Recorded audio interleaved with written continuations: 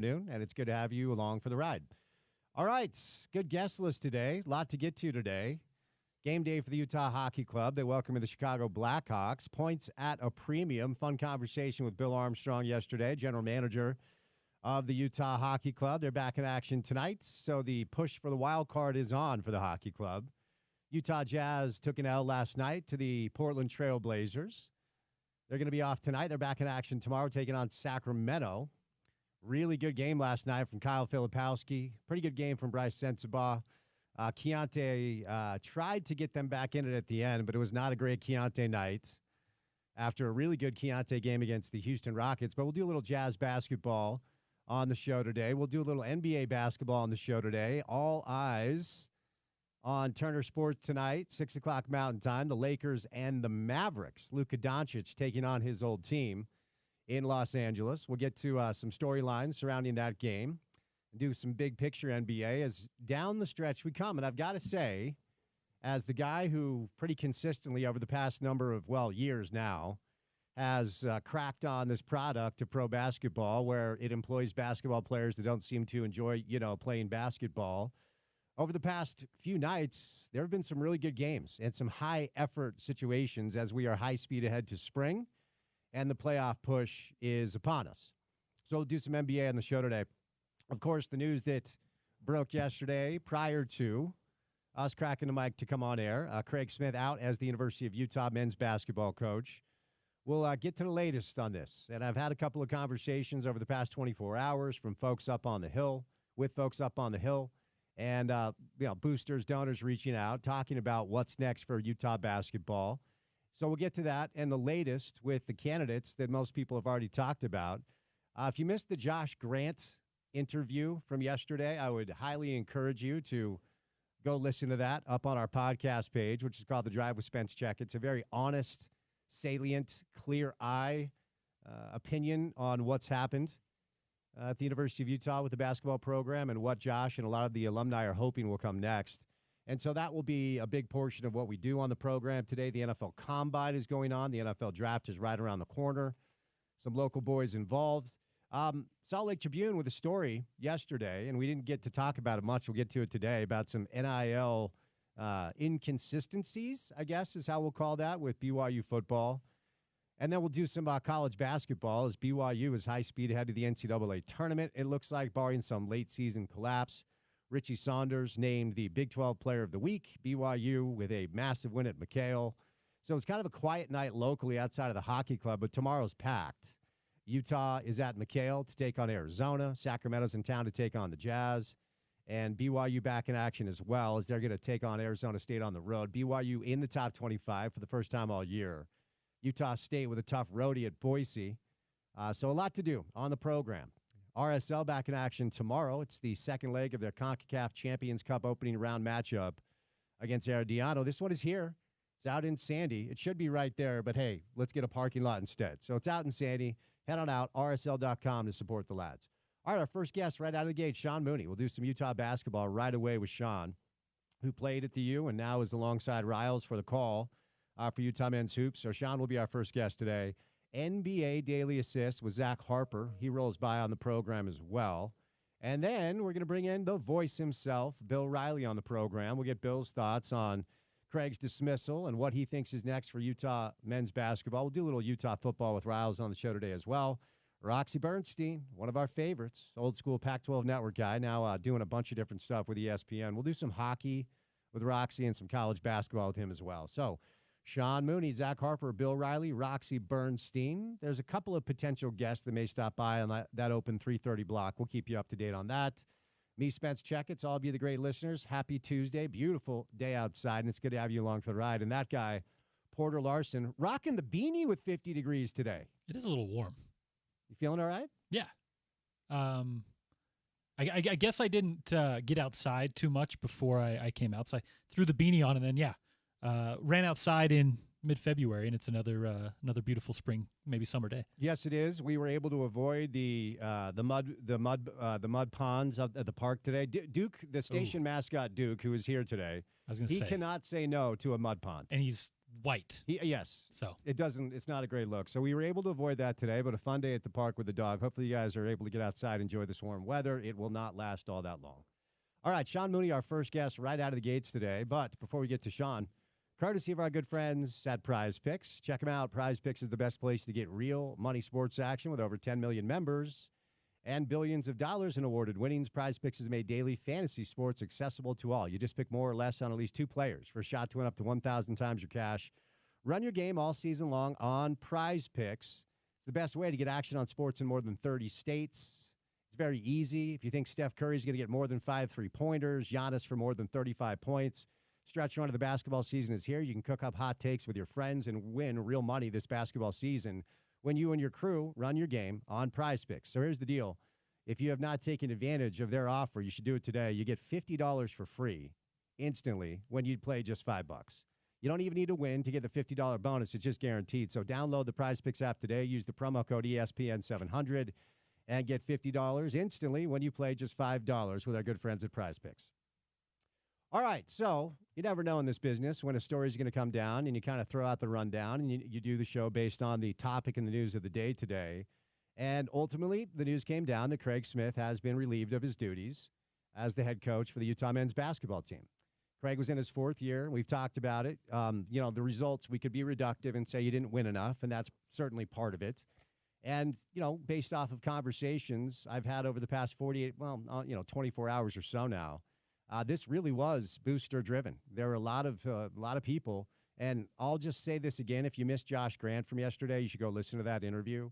But a lot of people in the community that write checks, boosters, donors at the University of Utah, just not pleased with the direction of the program. And you juxtapose it with what's happening about 40 miles down south. On the football side of things, you could make a very fair case that last year was just a moment in time.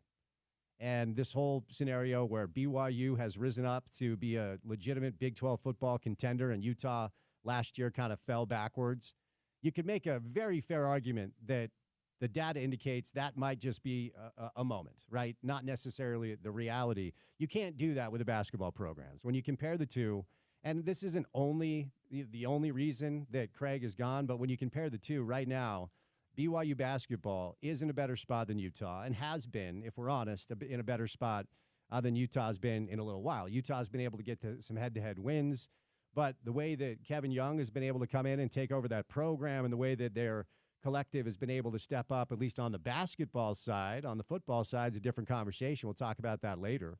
Feel bad for my guy Kalani, but on the basketball side, it's clear that they're writing big checks. It's Ryan Smith. It's Danny Ainge. I'm told they have 9 7-figure donors, and they all care about basketball. They paid Kevin a lot of money to leave the NBA. The reports are they have 2 7-figure players this year in Cannon Catchings and Yegor Demon, and they have the best high school player in the country coming to Provo next year to the tune of more than $5 million for 5 months of basketball. So BYU has something cooking that Utah just doesn't on the basketball side, and that doesn't sit well with alumni and boosters and people that care about the program.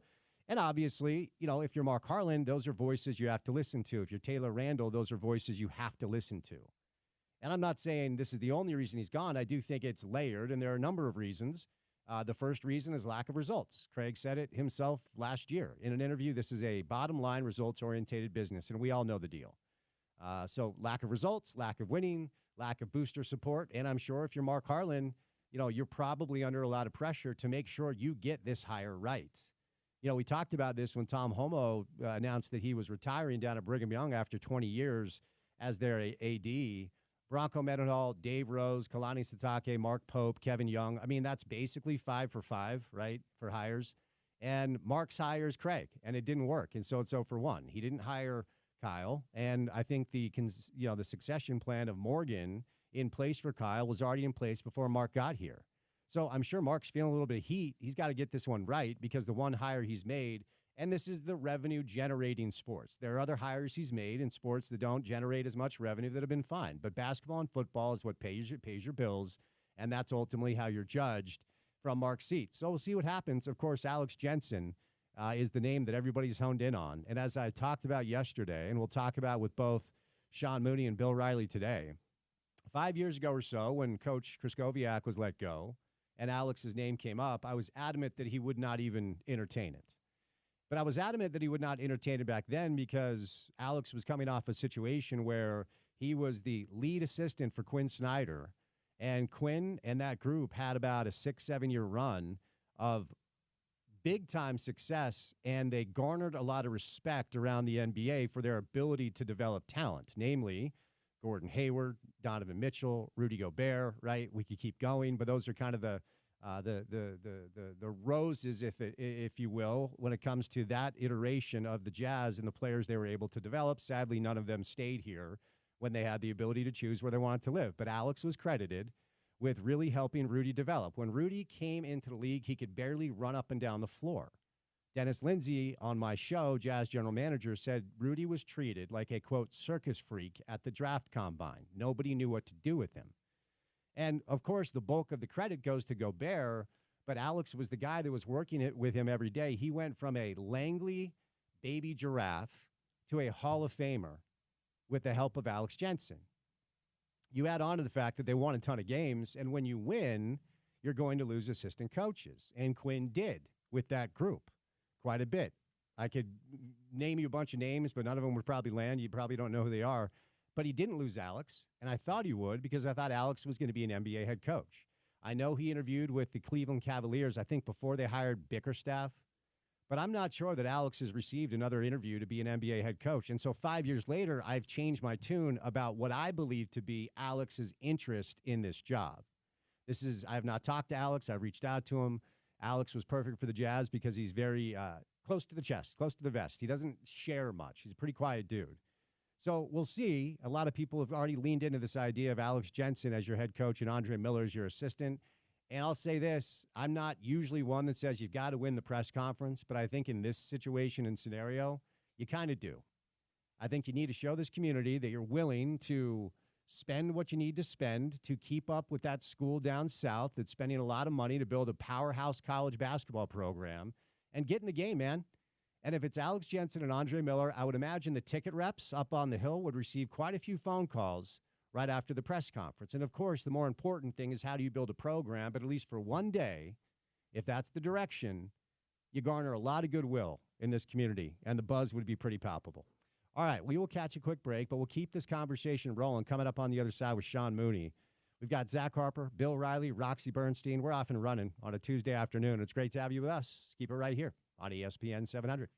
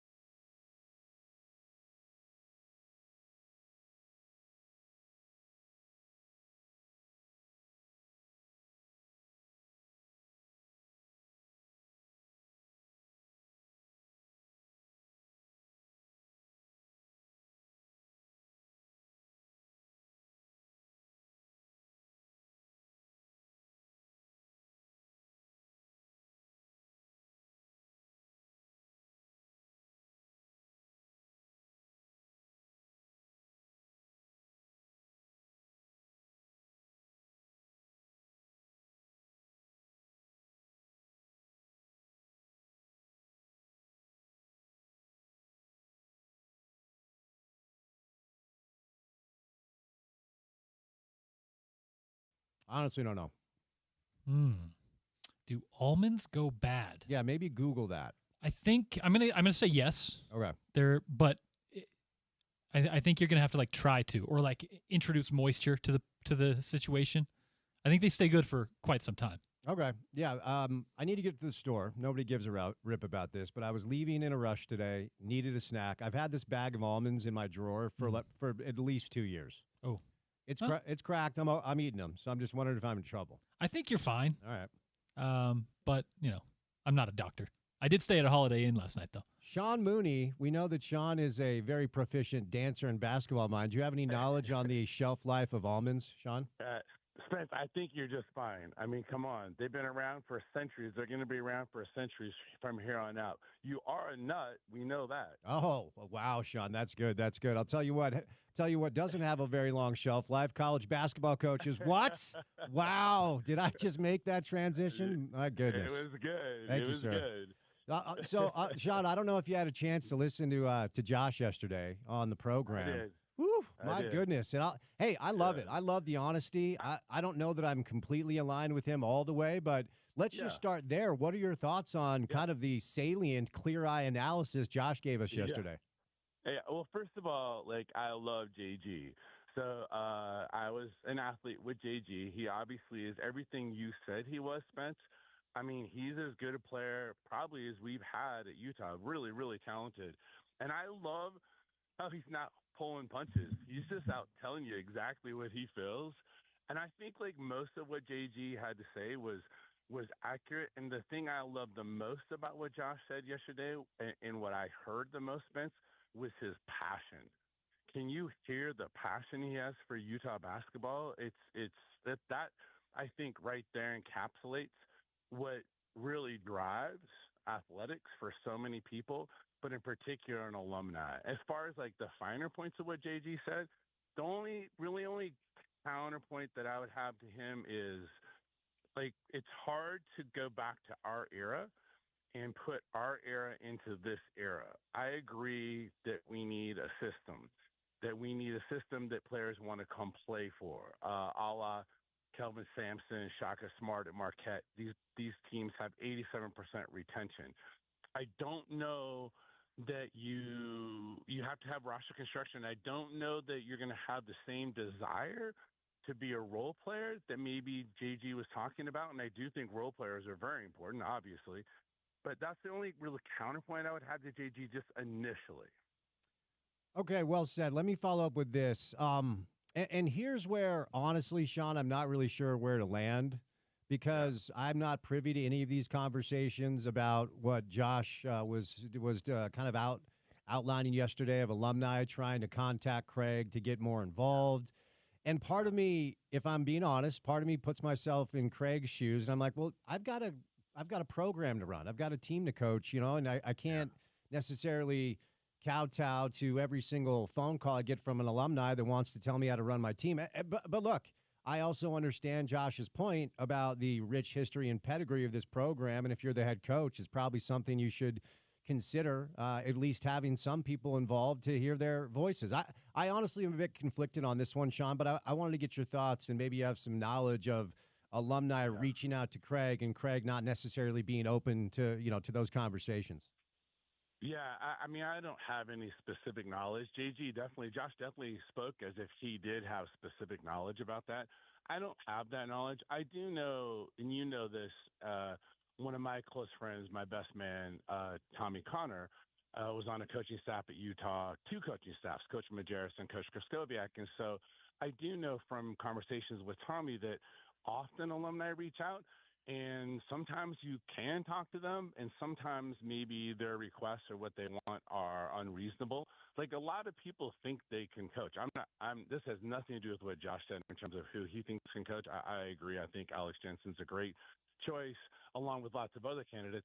But you have to temper yourself, and to go to Craig's position, to be in Craig's position. I feel pretty intimate in this answer because I've been around Craig. I think Craig did have a lot on his plate at Utah. We know that Utah men's basketball is a lot just in and of itself. it's an entity that we all know and love. I mean, I love listening to you talk about your time at the Huntsman Center. So I think you have to do your best to hear the alumni. As far as like whether or not there were jobs and all that, I really can't speak to that. All right, so before we get to, and we'll talk Alex, we'll talk about other candidates. Let's discuss, Sean, your opinion on exactly why this went down, when it went down. The timing still is a little, and I've had some conversations that is give me a little bit more clarity, but the timing is still a little bit like, I don't know, do you let him just finish out the season? And, they're already paying Larry, and now they're paying Craig. They're paying two coaches not to coach the team. And, and Sean, we can be reductive. And I'm sure Craig, who's a honest, straight shooter, would say I didn't win enough. So we can just lean into results, period. I've been told that there is a booster element to this. People did not love the direction of the program. You compare it to what BYU's building and how they look right now. A lot of people up here not thrilled with the direction. So what's your take on why this went down and when it went down? Yeah, I mean, I would say that there, and Josh hit this on the head, I think, in what he talked about. Last year, the Oregon State loss was a tough loss for us. And this year, the UCF loss was a very tough loss. We had just that glimmer of hope. I mean, I was on your show saying that we're going to go 3-2, and I really believed that. And then you have that tough loss where we have 19 turnovers. We don't play the way we want to play. But as far as timing, there's probably no good timing. And I want to extend courtesy to the staff. We spend a lot of time with these coaches, and one of the toughest things is the coaches that are on the staff, they don't get fired. The head coach gets fired, but the coaches that are there are even in a tougher predicament now because now Coach Smith is gone. Coach Eilert's going to step in, and the other coaches are going to do their best to pick up for these student athletes who are also dealing with confusion.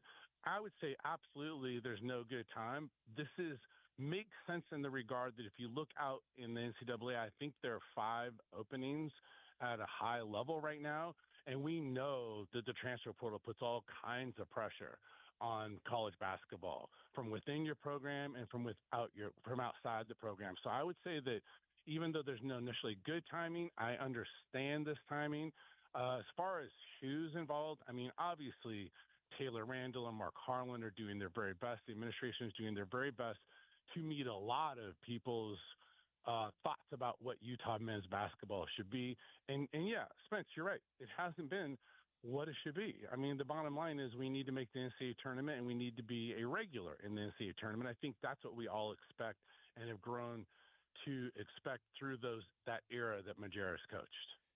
I'm glad you ended your answer with that because there was – look, and I very much like Craig, and I do think he's a good coach. I don't think this will be the final chapter of his coaching journey. He's still very young. He's won at places he's been prior to. And I do feel bad for Craig, and I feel bad for his family. A nice $5 million or so parachute helps. My father wasn't a coach, but he was an executive in sports for 30 years. We uprooted several times. It's hard on a family. It's hard on children. So there's a human element to this stuff that I don't think we do a very good job of acknowledging in our business. I want to hammer it home. But one of the things, Sean, that I thought of pretty quickly was, okay, good. This standard is not okay with decision makers up there because it's been way too long since we've had to. It's 2016 was our last tournament team. I mean, we're coming up on a decade. We should have the standard in this city that our basketball team either goes to the tournament every year or is knocking on the door every year. I truly feel that way.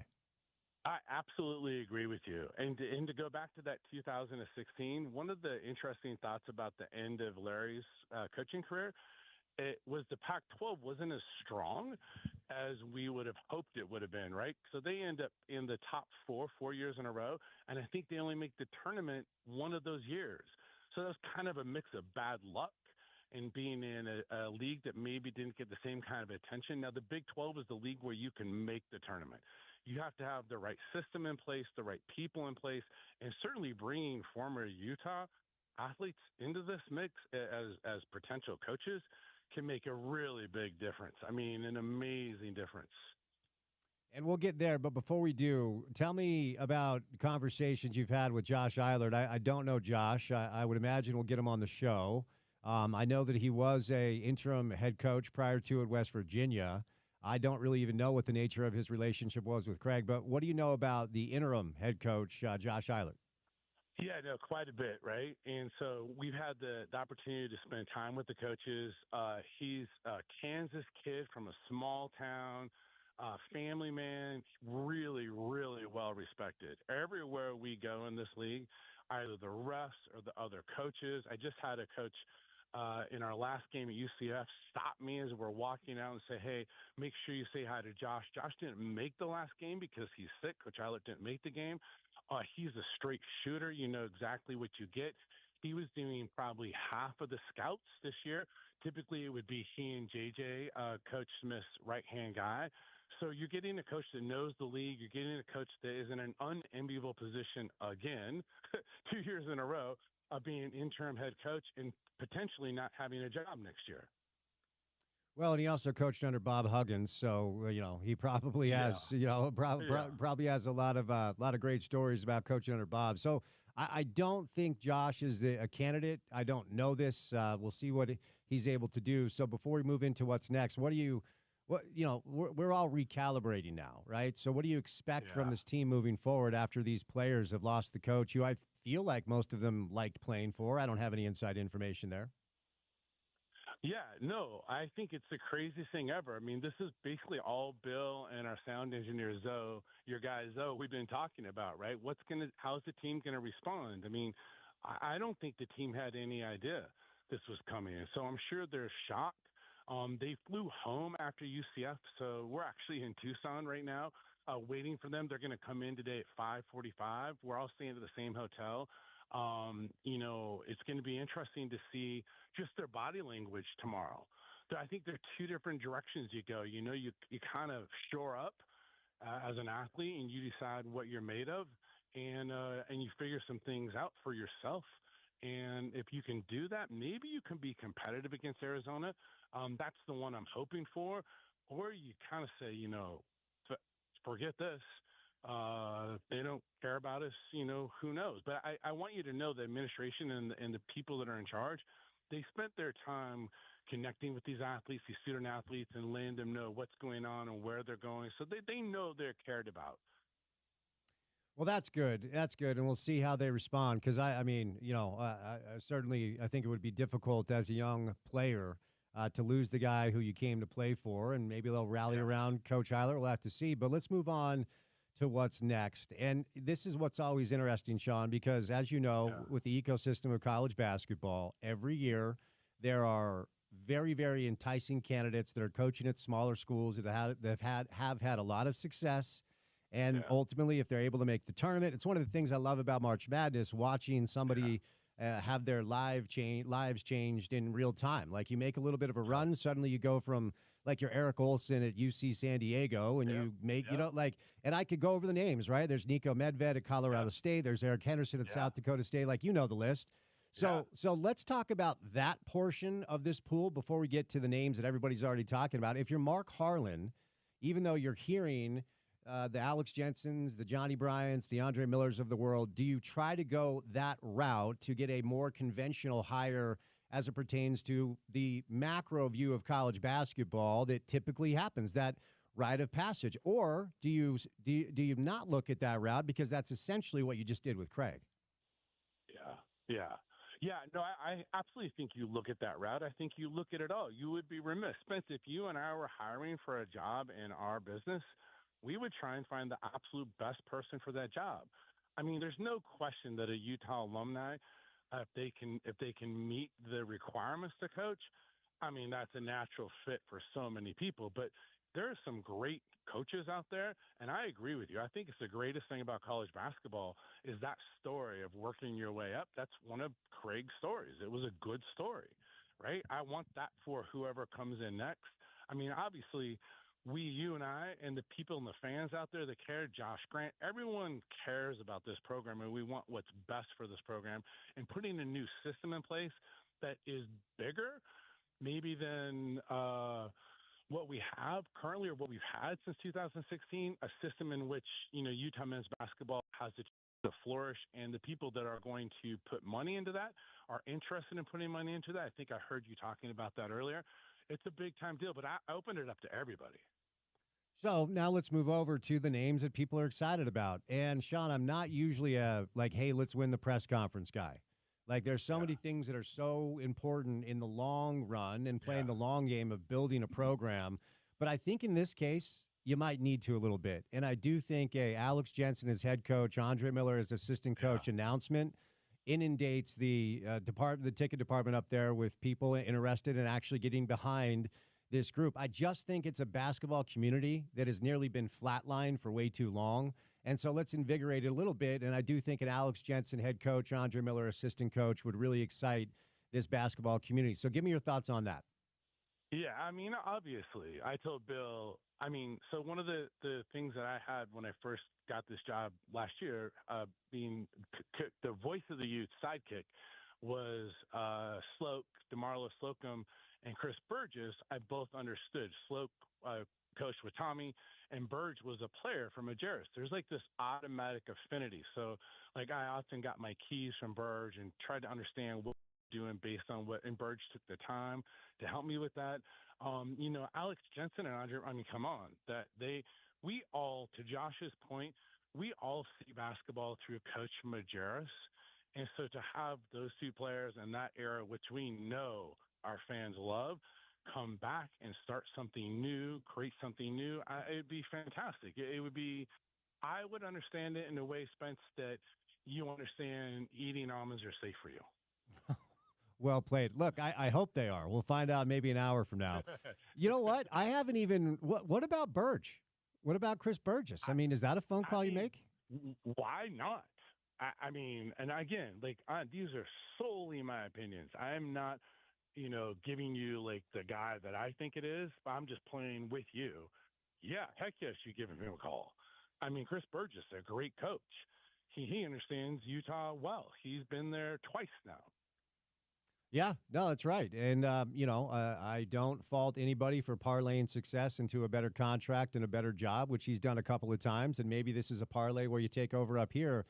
So let's move over now. Let me ask you about Johnny Bryan. Josh didn't seem to entertain that very much. I like him. I always have. He's always been really good to me. When I was with the Jazz and he was over there as an assistant working with Donovan, I often kind of picked his brain about Donovan's process. And Johnny's also credited with the evolution and the growth of Gordon Hayward. Now he's the associate head coach for a really good team. And I feel about Johnny now the way I felt about Alex 5 years ago. I just think he's going to get a head coaching job in the pros.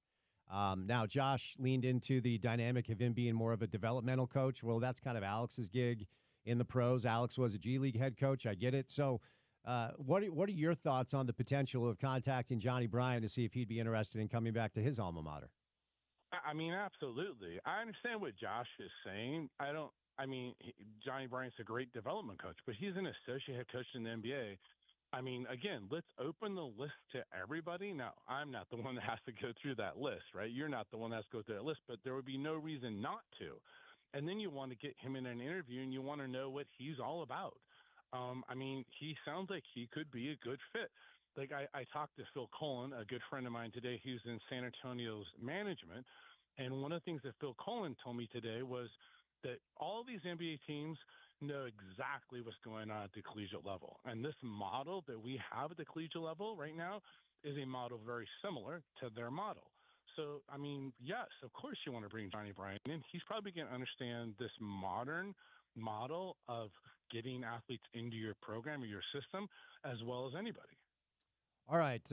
Before I set you loose, it's just I'll just tell you my opinion. Okay. My opinion is watching Utah basketball this year. I feel like Craig was entering gyms with less talent than the other head coach most of the time. That's my opinion. Now, the problem is this isn't the pros where the general manager and the VP of basketball ops are building your roster. If you're the head coach, you're responsible for the talent on your roster as well. So that also comes down on Craig, at least partially. So my question, Sean, is whoever this coach is, okay, so if we played the scenario out a little bit, and let's say it's Alex, and Mark calls Alex Jensen, and Alex picks up the phone, I can promise you Alex is going to want to know, what shape are we in with NIL? What shape are we in with the collective? Am I able to keep up with my peers? Can we get talent based off of the economics of the program right now? the infrastructure around the coach has to be as sound as ever in college basketball these days. Is the infrastructure at Utah basketball where it needs to be? Agree with you. I mean, I think from a talent standpoint, having now been all the way to the Big 12, we have talented kids. One of our rules, and one of my rules through the last 25 years is how many of those kids could play next level. And if you look at some of the teams we're playing, the Big 12 is actually not as talented at moving kids to the NBA as the Pac-12 was last year. I think the Pac-12 had 9 players and the Big 12 had 4. But the Big 12 has a lot of really good college basketball players, which we need. Alex Jensen, Johnny Bryant, my goodness, my brain just stopped. Andre Miller. I mean, these guys are going to have a connection to money and the potential of creating a larger NIL budget that possibly another coach coming from a smaller school would not. So that could make a big difference, and that may be a big part of what the decision is for the administration. All right, Sean, last thing. McHale, Arizona, that's the first game that the Coach Eilert has to deal with here. And Arizona's going to be grumpy after getting got by Brigham Young. So tell me what you're expecting tomorrow night as the Utes invade a really tough place to play in college basketball. Yeah, Spence. And listen, if you haven't been down here, we're going to get you a ticket. You need to come down and watch a game here. It's a great place to watch a game. Here's what I'm expecting. If our energy is good and we can defend them in transition, this team is scary in transition. If we cannot give up transition buckets and we can have the kind of rebounding energy that we've had, it could be, listen, Arizona's better than we are, okay? But it could be something that we compete in. And who knows? Maybe the Utah schools shock them twice. Maybe Tony Padilla's reffing tomorrow, too. Oh. Very nice. Very nice. All right, Sean. Well, I appreciate it, man. Have a great call. Thanks for the time. Safe travels. Man. Thanks, brother. Have a good day. All right, Sean Mooney. Yeah, he'll be on the call with Bill Riley. The Utes invade McHale tomorrow to play a really good Arizona team who's going to be very grumpy after what happened against BYU.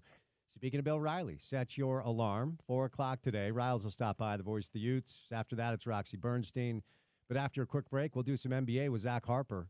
Sean Mooney brought to you today by our good friends at Advanced Window Products. Here's the deal. If you are in the market for windows right now, you have to call them today. But if you anticipate being in the market, if you're going to maybe sell your house in the fall or something, or maybe you're looking to buy a place, call today as well. Because if you call today and lock in an appointment just to get them to analyze your current situation, you will dial in $2,500 off when you purchase 10 windows or more. So the number is 801-850-9100. That's 801-850-9100. The website is advancedwindows.com. I'm talking Nate Orchard, mayor of Sac Lake City, Jake Weber, good friends of the program. Local company, great people that want to take care of you. They build, install, guarantee for life. It's a lifetime warranty that's transferable to the next homeowner. From the factory to your front door at 8 weeks or less. Financing available. You can save now and pay later. Payments as low as $150 a month, so they will make sure your budget is taken care of. So give them a call at Advanced Window Products at 801-850-9100. That's 801-850-9100. All right, 1 hour down, 3 hours to go on this beautiful Tuesday afternoon. Zach Harper is our guest coming up on the other side on ESPN 700, 92.1 FM. Proud to be part of Utah's ESPN radio network.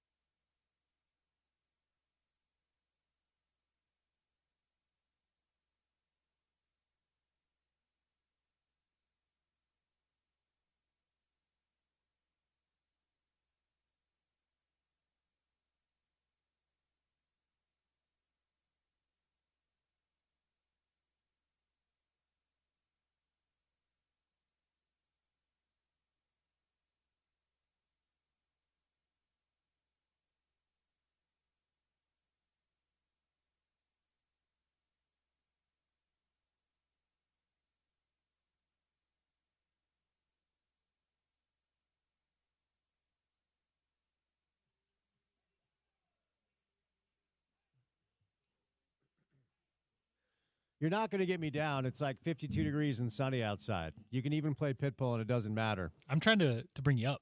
It's not working. Well, you're not going to bring me down. NBA Daily Assist, Zach Harper, Tuesday afternoon. I'm bragging about 52 degrees and sunny. What's it like where you're at? I had to turn the air conditioner on because it's like 80. All right, never mind. Are you in L.A. proper? Like, where's home for you? I'm in Sherman Oaks. I'm in the valley. Oh, hipster. Just Okay. over the hill. Yeah. Okay. Right on, man. Well, not hipster. I'm poor. I don't have the money to live elsewhere. Where's the is it Silver Lake? Where do all the hipsters live? Silver Lake, Eagle Rock, Localese, like all that area. Yeah. Right. No, I don't. I refuse to live east. Okay. Not gonna happen. All right. Fair enough. All right, Zach. There's a game in Los Angeles tonight. I don't know if you've heard about it. I think where I'm at with it is Luka saves the whole try to drop 50 for when he's in Dallas. What do you think tonight looks like? Yeah, he's only really played one good game, right? He's only I think played 3 games total, but he's only played one good game. He's looked rough in the other ones, and so I don't think this is one for him. I know he played really well against Denver, but I don't know that you expect a rhythm and a chemistry with his teammates that kind of allows him to just go out there and drop 50. I do think it makes more sense. I think when are they in Dallas, April 9th or something like that. I think that's when it makes sense to make your statement. Now, I think if he's got it cooking today, if he's feeling good, if he's hitting shots early, yeah, his teammates are going to feed him. He's going to light him up. But I do think you're too early in the process of getting back from the calf injury and too early in the process of building what you need with your Laker teammates. If you're Luka, you can't be in this I'm going to absolutely dominate this game no matter what.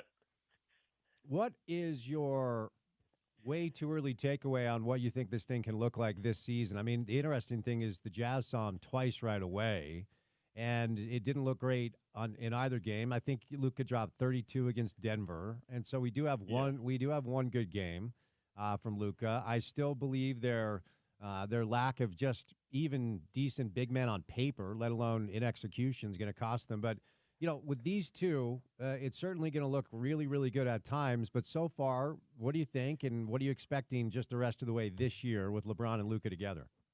Yeah, I mean, I think there's going to be times where it looks really good offensively, right? And there will be times where the defense does look fine, but I think it's going to be more smoke and mirrors than actually something that works in the playoffs. Because, I mean, when's the last time you found out a team signed Alex Len and you're like, oh, that's really good for them. Right. Because that's where their big man situation, Jackson Hayes is terrible, right? I get it. He can go catch a lob. He can run the floor. He's athletic. He's terrible defensively. And someone that they can't even rely to have out there 20, 25 minutes a game. And so they're still playing pretty small.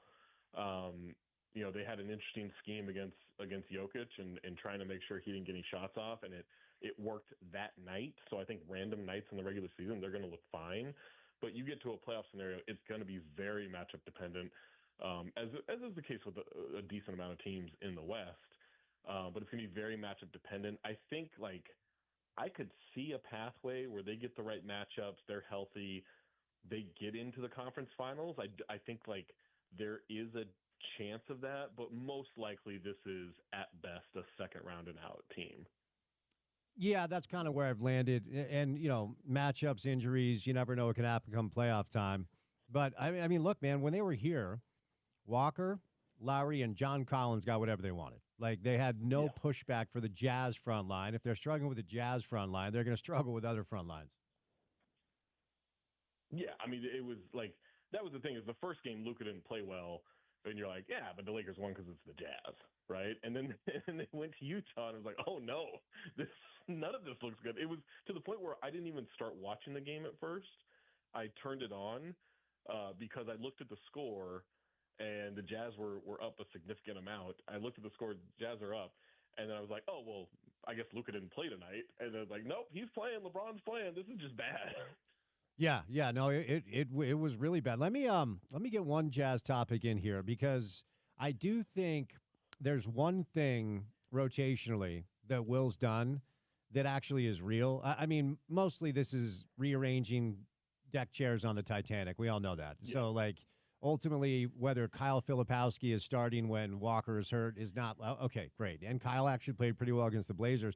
But we have seen Keontae now kind of embrace this role off the bench, and we've seen Isaiah Collier as a starting point guard. He's about to break John Stockton's record for assists as a rookie. Now, John played behind Ricky Green, so it's not like he was starting and getting a bunch. But this is something that I think could manifest itself as meaningful, as opposed to all the other meaningless conversations we try to have about a team that's unserious about winning.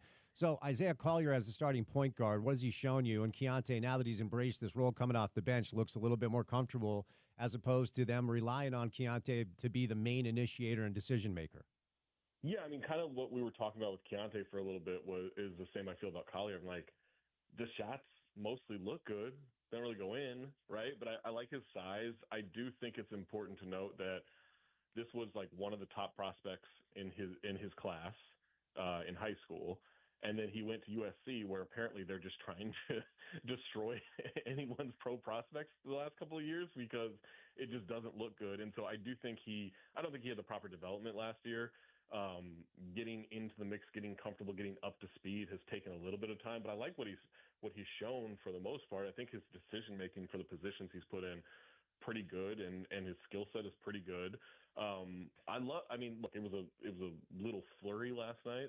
I love the way they were just like, trying to extend the game, and Keontae was just fearless taking those shots at the end of the game, right? I mean, I think that's kind of the role I like for Keontae, of just don't think about it. If you're going to come off the bench and be, kind of that super sub, I do want him just kind of letting it fly. I do want him just pushing the tempo. I do want him being a little chaotic, because that's kind of what you need in your guards off the bench of when you're a bad team. Like, you just need someone to change the energy and make something happen. I am going to reach and stretch to try to make a topic out of potentially nothing, but I have seen KJ Martin play well in NBA games before. And he got a start for the Jazz, and he's kind of the one tangible piece the Jazz received when they were the conduit to all these deals going down. And he's still young, and he can fly, man. He's a really good athlete. You've seen him play. Do you think there's a chance that they bring KJ Martin in with the opportunity to look at him, and he might be around for more than a minute? Absolutely. I think for years, Amin Al-Hassan and I have been like, why isn't Justin Holiday rich? Right? Like, why isn't he getting like these big deals? Because we've watched him. He's this really nice 3-and-D guy, shoots the ball well, doesn't really make mistakes, but he's never like really had, or been given that extended opportunity to be a role player consistently on a good team. And I've just been amazed that he hasn't found his way into that and then found his way into a big contract because of it. I'm starting to wonder if KJ Martin's going to be that next Justin Holiday for me. And not that he's the shooter that Holiday is, but I just think like he's got so much defensive impact potentially with his athleticism and how he plays. I think he's such a threat running the floor, obviously getting up and down at the rim. If he can just be a consistent corner 3-point shooter, I think that's a super valuable role player. Like I'm a big KJ Martin fan. I was a little surprised that he didn't get a chance with Philly as much, although they've been a mess, I know, but I just thought that everywhere he's gone, whether it's been the Clippers, whether it's been Philly, doesn't matter. Like, I just think that that's a guy you can mold into a really good role player. So after the news broke about Wembanyama, my first thought was Bosch, right? My first thought was Chris Bosch, and all the information we receive, and we talked to Haberstroh about this yesterday, seems to indicate the Spurs are confident that this is just a little bit of a blip. And, with stuff like this, I'm not going to be the media guy that looked at WebMD and he's going to break down what a blood clot means, but you got to shut him down and make sure he's on blood thinners and then ultimately a full recovery. My question is, does San Antonio lose the final 25 games and draft Cooper Flagg? They should. They will. I mean, they might. They're going to be in a race with Philadelphia, but yeah, like they should. I mean, it's not exactly 1997 all over again, but you can see some similarities there. It's a different timeline and everything, but there's once Wemby went down, like I was kind of with you. I'm like, all right, as long as he's okay, great. It doesn't seem like his long-term career is going to be affected. Amazing. All right, so go get one of these guys. Like that's the whole thing. Like Steph Castle looks like a player. They've got good wings with Vassell and Keldon Johnson.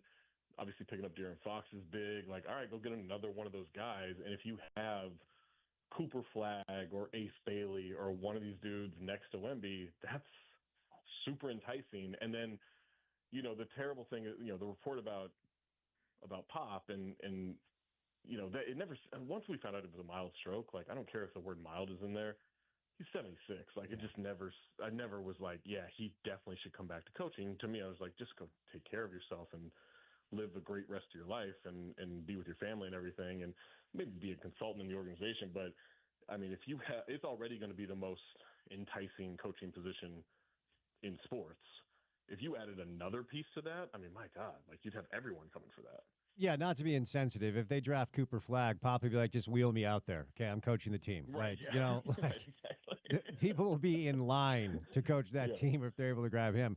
Can you imagine the reaction from the league and Salt Lake City? Because, look, man, I feel like it's our time. Okay, I'm going to go Goonies on you. I feel like we've earned it, all right?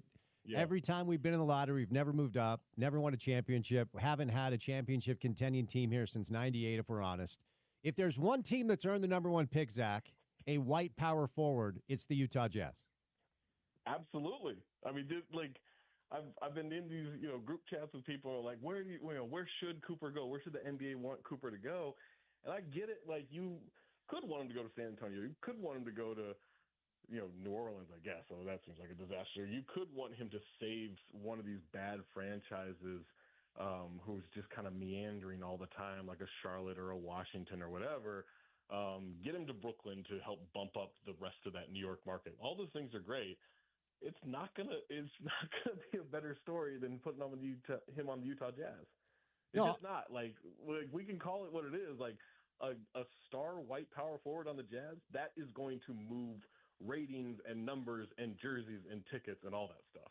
I want to cater to the audience here for a second. Let's put our thinking caps on. Let's get into our imagination space and picture an opening lineup next year of Walker Kessler at center, Lauri Markkanen at power forward, Cooper Flagg at small forward. Then they make a deal for Grady Dick at the 2 and TJ McConnell at the 1. I mean, come on, box office. We have just fixed the Utah Jazz. Look, everyone made fun of David Kahn when it was like Kevin Love and Pekovic and Luke Ridnour and Alexei Shved and Andrei Kirilenko. Everyone made fun of David Kahn, but I bet they'll love Danny Ainge and love Justin Zanuck if they figure this out. No doubt, Jimmer Fredette out of retirement coming off the bench, and we are dialed in, man. Do you think he can get away from nothing right now to get a job with the NBA? Isn't he doing 3-on-3? Is that year round? I don't thought that was once every 4 years. They're just like, hey, there's a half court over there. Go represent us. I don't know what Jimmer is doing these days. I know he lives in Colorado. I mean, he made enough money, and maybe he's just chilling. He's not in the Big Three, right? And he's not playing in China anymore. I don't think so. By the way, have you watched, what's that? I just saw it on the DVR, because my DVR is like, every time I turn it on, it's like, you seem to like sports, so here's a sport for you. It's like one-on-one. It's a one-on-one tournament. Have you watched any of this? No. I'm at a point in my life. I watch NBA or WNBA basketball. That's what I watch. I don't even have time for college anymore. All right. You're not watching any shows? But you got to watch movies for the pod, right? Well, I watch movies. I mean, look, I've almost binged whatever episodes of Love Is Blind are here. Like, look, I'm doing other things. I can't, like, that stuff where I can turn my brain off. Right. This is like, if I'm going to have to pay attention to another basketball league, I can't do that. No, I'm with you. I'm with you there. But we are fixing the Utah Jazz one good white player at a time. So we'll have to see if it goes down. All right. Do you take anything from Minnesota's comeback last night? I mean, OKC rested Chet, and they lost Hartenstein in the second quarter. But Minnesota was able to come back from 24 down, which does not happen very often. Did that do anything for you? Either tell you about OKC at all, or maybe Minnesota playing a bit better? I mean, I think we're seeing a lot recently of Minnesota just like, hey, when Julius Randle's not out there, it looks a lot better, right? Like, oh yeah, it looks a lot better. And so, like, Naz Reid is headed for a big payday, and I think Minnesota is in a pretty good place, especially considering they haven't had Rudy much recently. Like, I think they're in a pretty good place. But for OKC, look, I have concerns about a team that never is tested, right? Like, they're 0-4 in games decided by one possession, which is whatever. They blow out almost every, I want to say like 37 of their 46 wins are double-digit wins. Like, they're not in close games. And as good as they are, and they are historic and they're historically dominant, this is still a very young, playoff inexperienced team. And they didn't play in a way against Dallas in the second round last year that made me think like, oh, they're right on the cusp. Like they kind of choked that series away. And so when they get into those tight moments, they're still very unproven. And I don't think it's just a lock that they make it to the conference finals. This is still a team that has to prove themselves in the postseason. And little moments like last night, you can just brush them off as like, hey, it's a back-to-back for both teams, and it was fluky. And yeah, sure, all that stuff can be and probably is true. But we got to see them win some tight games here. Like it feels a little bit like the Milwaukee Bucks before they got Drew Holiday, where they were just blowing teams out all the time. And then they got to the postseason and it was like, ooh, they don't really know what to do here. If you were putting a sizable amount of money on who comes out of the West, like for me, I think I'd bet on Denver right now. Even though OKC by every metric is the best team in the conference, playoffs are different. Yeah. And every time I hone in on Jokic, I'm like, yep, he's still the dude. And if they can knock down shots because he provides good looks almost every possession, I still think that you have to look at them as, even though the Vegas favorite is not Denver, it is OKC, and the metrics favor Oklahoma City. In a 7-game series, I might roll with Jokic. Where you at? Yeah, I would also put my money on Denver. And look, I get like during that, what was it, 8 or 9 game win streak, whatever it was, people were like, it was a soft schedule for sure. But this has gone beyond that win streak. Like this is a team that has been pretty dominant since I think I have my date right. I think it was December 7th was when Jokic dropped a career high 56 and they lost to the Wizards and they dropped to like 11-10. Since then, they've been the third best team in the NBA in terms of record. I think they've been the third or fourth best team in terms of net rating. Like this Nuggets team has figured it out. They've got to be healthy. They don't have a margin of error for if their health isn't, close to 100% when they get to the postseason. But if they're healthy, like I'll take them over anybody in the West. I didn't anticipate doing any Pistons talk today, but they've won 7 straight. And what I try to do here with the Jazz for our listeners is look at teams that not too long ago were in the spot. And Detroit is kind of one of them. Orlando's another one. But, Cade, Paolo, they've got stars that we don't have here. But what do you make of what has been a pretty impressive turnaround? They've won 7 straight, 8 of their last 10 as far as what they're doing in Detroit that might be working. Yeah, I mean, look, they were one of the worst teams I've ever seen last year. Yep. And during pretty much the entirety of that season, but once we got to halfway through that 28-game losing streak, I kind of had this feeling like, I don't really think Monty Williams is giving his all here. And wouldn't it be great to get fired with $70 million left on your contract, right? Like, it just kind of seemed like he knew what to do in terms of what his long-term best-case scenario was. And, all right, they added some veterans like Malik Beasley, who didn't pan out in Milwaukee. He came in, and he has been phenomenal. Like, he's on pace to have, like, one of the 6th or 7th best three-point shooting seasons ever. And so he's been great. Tobias Harris came in, and he's been pretty solid. But for the most part, this is a lot of what we saw last year in terms of the group. And J.B. Bickerstaff is just a really good coach. I didn't think he should get fired in Cleveland. It ended up working out for them, but I didn't think the process was good. I thought he did a great job, and he's doing a great job now. I think that's the problem. If you're looking at the Jazz and you're saying, well, how can we do that? The problem is, one, you don't have a Cade Cunningham, right, who's taken a leap and been very good. But two, Will Hardy's a good coach. He's not out here looking like he wants to get fired every night. And so that turnaround for the Pistons, I think, was more coaching and culture than it was development. And with the Jazz, like, they've got a good coach. So I don't think that they would necessarily fall into that pattern. I agree, man. I think he's an elite coach. I really do. I just wonder if the Jazz don't get any lottery luck. And if they don't, like, if the Jazz this year fall to like the 5th pick or the 6th pick or whatever, miss out on the top 3-4 dudes, same thing next year, and then his contract expires, what does he do? If we're sitting here 2 years from now, none of this luck comes our way, they're not able to execute any trades for anything substantial, and it's 5 full years of Will doing the best he can to maximize the talent that he gets, but he's not receiving the talent that allows him to compete night in and night out. Like, they love him and they want him here forever, and I get it. But what does Will do if his contract expires and we're still kind of spinning our wheels? Yeah, and I haven't heard anything like about his frustrations or any like. I think he seems pretty happy there. I think he likes the organization. I think he wants to build long term. He seems like that kind of guy. So if I'm his agent, I would be like, well, it hasn't really worked out in terms of getting him the players he wants, so he's going to need a lot of money to stay, right? Like I think it just comes down to that. I don't think unless there's just an offer where he's blown away and it's a perfect scenario that he can't pass up, I wouldn't anticipate him getting out of Utah. I would anticipate him cashing in on that opportunity because you do then kind of have the Jazz at a disadvantage in terms of negotiations. But I do think it feels like one of those situations where he is the long-term solution on both ends of that equation. I agree with that. But the interesting thing is, with the way these guys are wired, like, and money makes everything taste a little bit better. I'm not saying it doesn't. Yeah. But when it comes to simply wins and losses, if you don't feel like you can compete in the job that you have because you're not giving you're not giving the things that you need to have what your peers have across the landscape of the league, Will just strikes me as the type of guy that, and this is all hypothetical because, I mean, this is 2 years away. But I do think, I feel, and I have felt for a while, they found marketing. That's a real piece. And they've got the head coach. That's a real piece. I almost have question marks about everything else. Maybe Walker's playing himself into the conversation.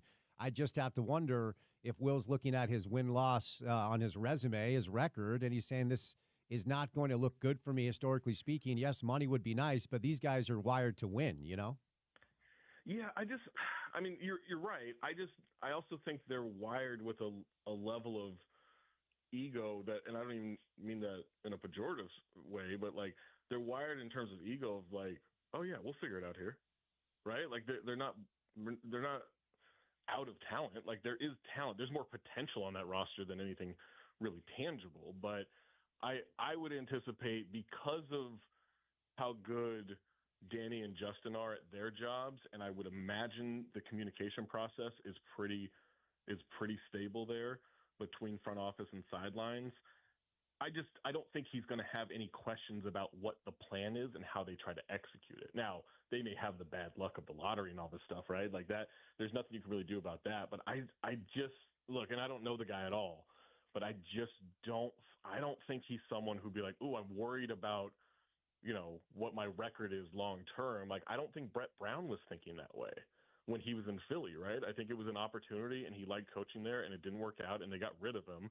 But I don't think he sweated that because I think guys like that are looking at those situations and saying, when we turn it around, all that stuff's going to be irrelevant. Speaking of Philly, what do you do? I mean, like they got on they got undressed by the Bulls hung 142 on them. Yeah. What did they lost 8 straight? Like what how do they get out of this? Okay. Surgery. So you give Joel Embiid surgery tomorrow, and you say, "Hey, we'll see you in September." Like, you're going to rehab. You're going to get in great shape. You're going to get the rest you need. You're going to get the rehab you need for this knee surgery, and you just shoot for next season, and maybe you even bring them along slowly into the start of next season. Like the awards, the 65 game rule, all that stuff is irrelevant. Getting into the play-in tournament now is irrelevant. Even if you get healthy by April, you're not going to do anything. That team's not good enough.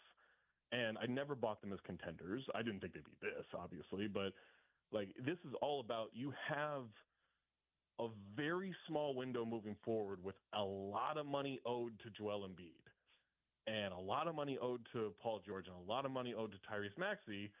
And unless you are going to make a major shift in altering that roster, which I don't think they're even really all that capable of doing if they wanted to, you have to, it's kind of like the Clippers conversation of the last few years. You got to just find a way to set yourself up to catching lightning in a bottle with this group, or you start letting guys walk. But that's not going to happen anytime soon with the way the contracts are structured. So get Embiid surgery now and hope that that's what fixes the problem for them and fixes the problem for his knee, because there's no like Mr. Miyagi, we're going to, rub this thing in the playoffs and it's going to magically heal and we're going to march to a championship. There's no Disney movie here. There's no incredible like film noir that happens. Like this is going to be bad if you don't go this path. And even if you do go this path, it might still be bad. You have terrible luck with this, but there's no magical cure that isn't surgery and rest for Joel Embiid. Did you watch Cobra Kai? I watched like 3 seasons of it, and it just, even for me, it got too ridiculous. Oh, I thought it would be right down your alley. It is horrifically awesome.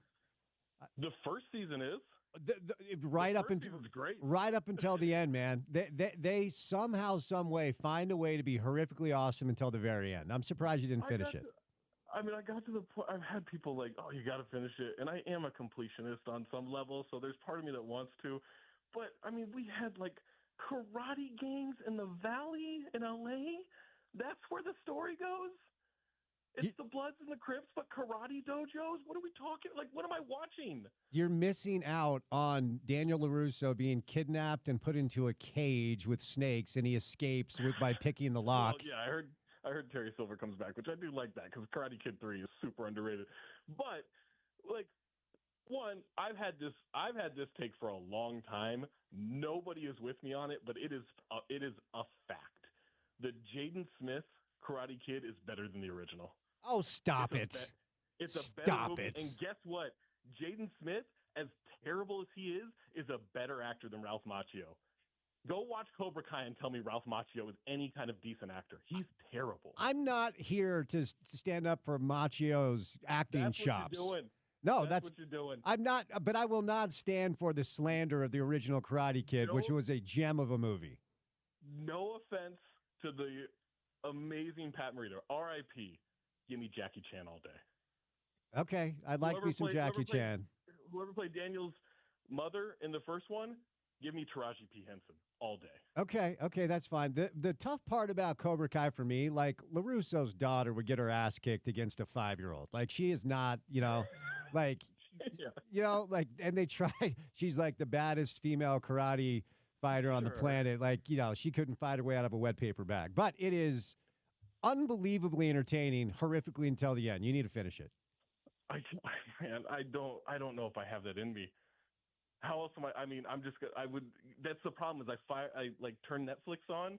I either have a new terrible season of Love is Blind that I can't stop watching, or I just go to like Seinfeld or I Think You Should Leave and just would rather watch those again. Okay, fair enough.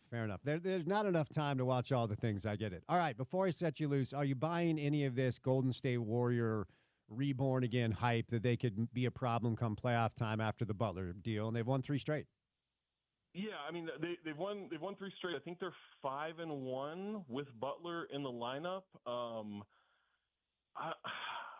not buying it. I'm actually writing about this for the newsletter tomorrow. It's a free newsletter. It's called The Bounce. Get it at theathletic.com/thebounce. One of the few things we do for free. I'm trying to figure out if I buy it. And everything, like, look, it's coming out of Draymond's mouth, so a huge silo of salt comes with it. But the way he's presenting it in this article that Marcus Thompson and Sam Amick wrote, I think 2 days ago on the Athletic, the way he's presenting it, I kind of get it. I get the logic, and I do think a big part of it is you could see throughout this season they did not believe that they were the better team in a lot of these games, and with their offensive struggles, it was just rough. With Jimmy there, he does bring that gravitas. He does bring that confidence, and I get it. People are sick of the Heat. They're sick of Jimmy Butler. This man does these things. If any scenario was going to be like Rasheed Wallace going to the Pistons in 2004, it would be Jimmy Butler going to the Warriors. Yeah, he's one of those dudes. There's no argument there. And I just cannot believe, at least admit you were emotional when Miguel Diaz was paralyzed and learned to walk again and came back and won the fight. At least admit you were emotional for that. Is that science? Oh, no. No. No, it's one of the things about that series that's so amazing, the audacity they have to do those things that are so unrealistic. He was basically dead, and then he learned how to walk again. Suddenly he's winning karate fights again. These children are psychopaths. Yes, they are. Now, there's no doubt. All right, well, if you finish it, let me know. It doesn't sound like you will, but nonetheless, Zach. I might. All right, man. Thanks for the time, brother. Thanks, Vince. Appreciate it. All right, Zach Harper from The Athletic. Appreciate his time. He's brought to you today by our good friends at Ogden Clinic Hadley Dermatology. They've got a grip of deals for you guys right now. As a client on this show, and you as a listener, you should take advantage of all they're offering. I'll start with this. The sun is out, and we are moving towards warmer temperatures consistently. And for me, that means I'll be golfing almost every weekend, and I'll be taking golf trips. I'll be taking my dog on hikes, and I will be in the sun a tremendous amount. Okay. Now, I've known Dr. Michael and Dr. Jason Hadley forever, and they grab me once a year and they say, look, are you playing a bunch of golf? I'm like, yep. How many rounds? I tell them, like, you've got to get in. What I did not know until we started working with Ogden Clinic Hadley Dermatology is that we are the leading state in the nation in skin cancer diagnoses per capita. Per capita, excuse me. I did not know that. And it makes sense. We live in the desert. We're hikers, we're bikers, we're golfers, skiers, snowboarders, what have you. And Ogden Clinic Hadley Dermatology is offering you a free consultation just to go get checked out to make sure you're good. You're going to save a grip of money, and you're going to have some peace of mind. And if you have a small issue, they'll just take care of it as opposed to waiting, because early detection will save your life or save you from having a big hole carved out in your head or your face. So that's number one. Take advantage of that offer, okay? Number two, 25% off laser treatments. Pool season's almost here. Don't be the dude that takes off your shirt to the pool and you look like a gorilla. Get that taken care of, or any other parts of your body that you would like to have hair removed from. Your business, not mine.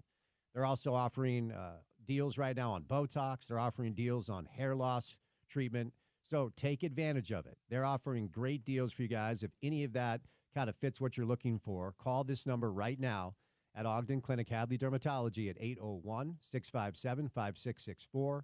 That's 801-657-5664, 801-657-5664, or visit HadleyDermatology.com. Schedule your appointment today. All right, we are going to bring in Bill Riley coming up at 4 o'clock. We have Roxy Bernstein coming up at 4:30. But coming up on the other side, Salt Lake Tribune yesterday published a piece on some NIL inconsistencies with the BYU football program. And, of course, BYU fans that like to be brave online are angry. But we'll talk about it coming up on the other side on a Tuesday Drive right here on ESPN 700.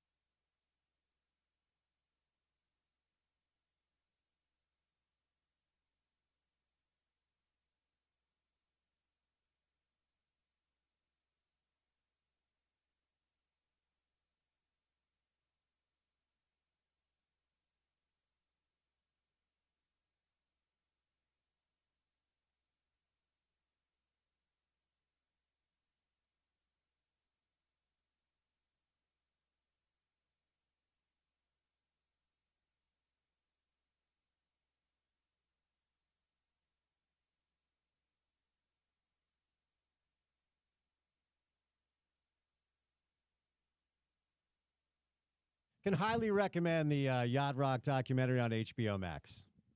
Yacht Rock documentary. Turned me on to it was Kamrani. It was CK. Okay. Bill Simmons produced it, and I'm not a huge Yacht Rock guy. What was that funny that Bill Simmons produced it?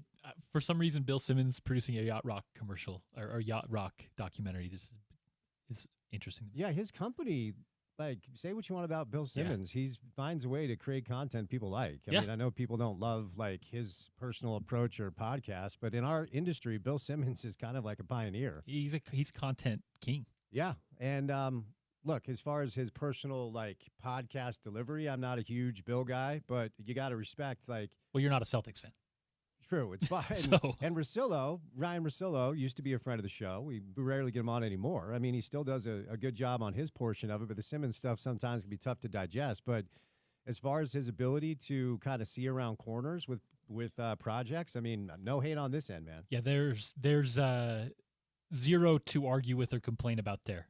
Like the NBA, he'll just say, "Hey, look at the results. Look at the pocketbook." Yeah, that's the bottom line.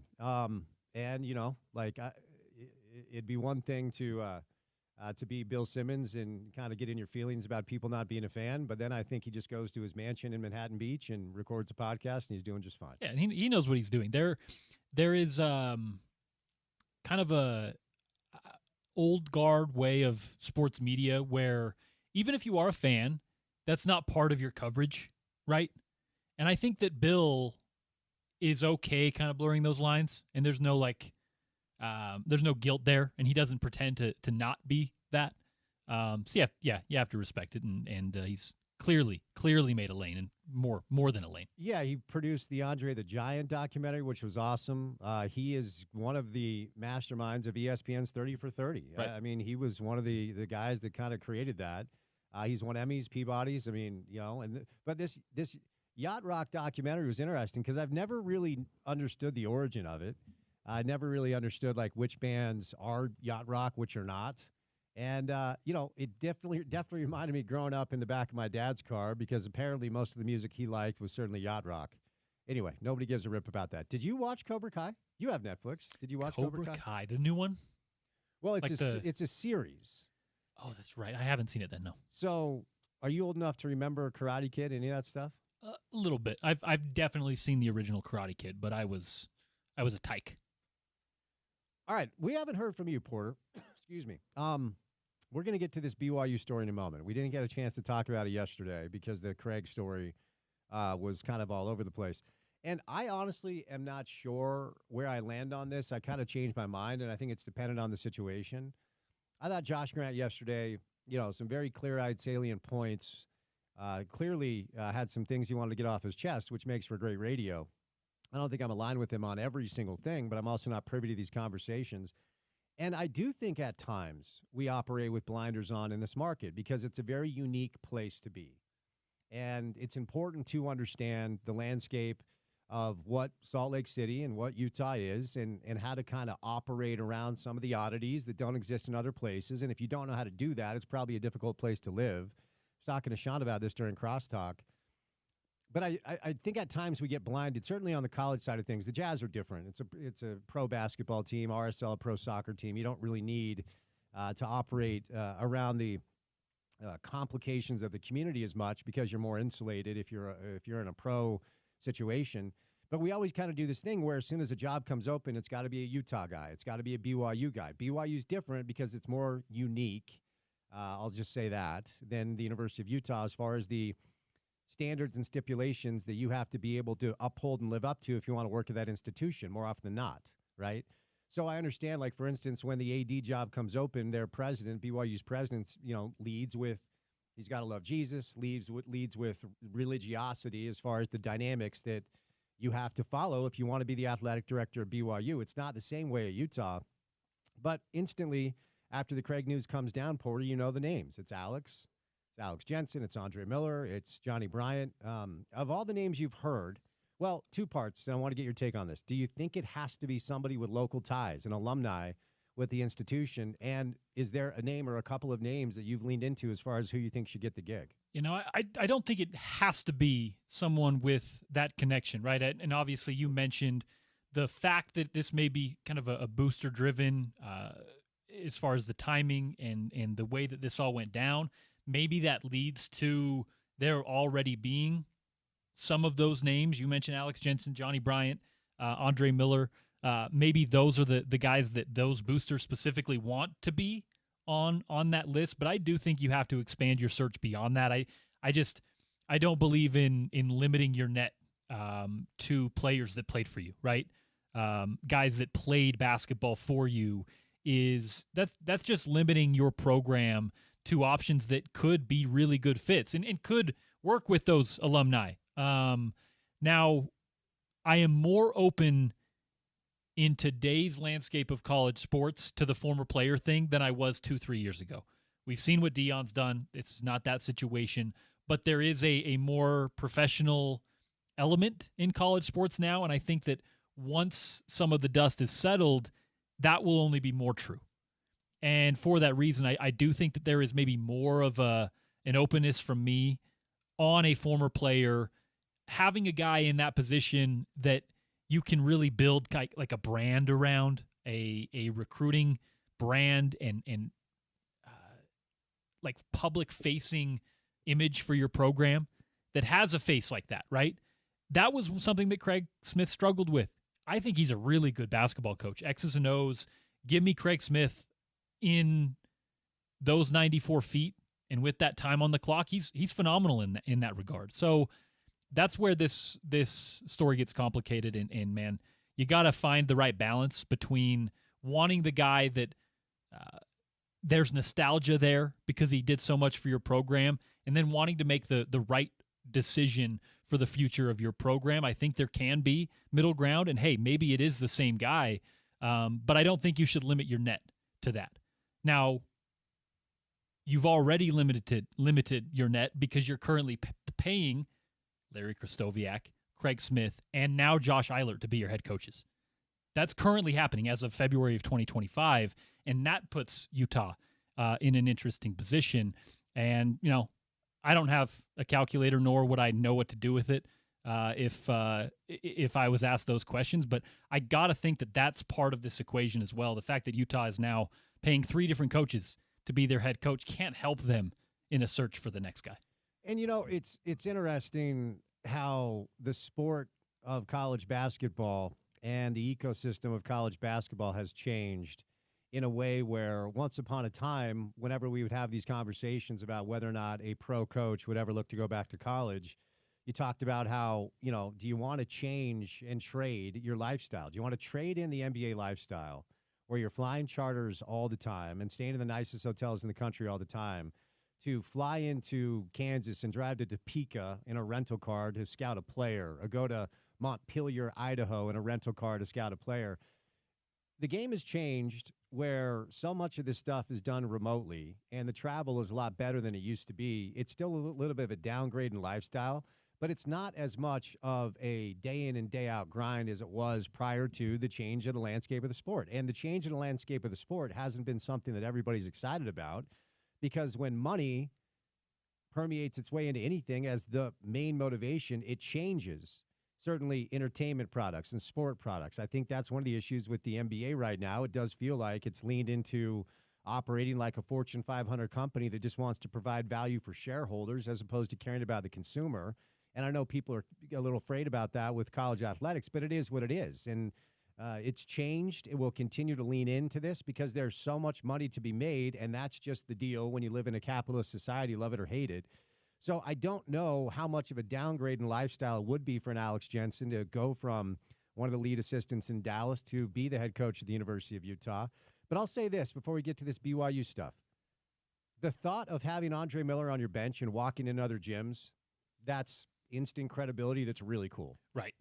And if, let's just for instance say that's the hire you make, you can then go and let Andre be the face of your program and delegate the menial stuff, the tedious stuff that really does require a lot from a head basketball coach. And you have a GM of sorts, right? We're seeing different positions that are coming to the forefront of college sports. And that's probably going to be part of the equation when you make a hire, right? If you hire a guy like Andre Miller, he's going to be the face of your program. He's going to be the guy that is working with those players day in and day out. You're probably going to have someone else that is on the recruiting trail 365 days a year, working that part of the program. And yeah, that's just how we're going to have to approach this new landscape as long as it looks like it does. If Mark Harlan called you and asked you to be the head coach, would you try it? Hell yeah. You just go. You just go do it. Why not? No, I mean, I like it, but you might be met with a little pushback. Oh, I'm going to get fired within, like, let's be clear. If I was the head of anything, that would be a ship that is, and not to say I'm not confident in myself. I'm just talking about, like, as far as constructing, like, a culture, an organization, a whole team. I'm not the guy to look to there. I'm not the guy. Don't you produce this show and book guests on the show? It's one radio show, though, Spencer. Aren't you in charge partly of building the culture of the Drive with Spence Checketts Monday through No, Friday, that's 2 you, to my 6? friend. Oh no, I'm not doing all the lifting. You got to help me out a little bit. I fill out timesheets and make sure we have a guest this hour, this hour, this hour. You're the culture builder. That's a lot of pressure. Right. But that's why they pay you the big bucks. They pay me some bucks, okay? They pay me bucks to pay some bills, which is nice in this business. I'm just glad that you would say yes.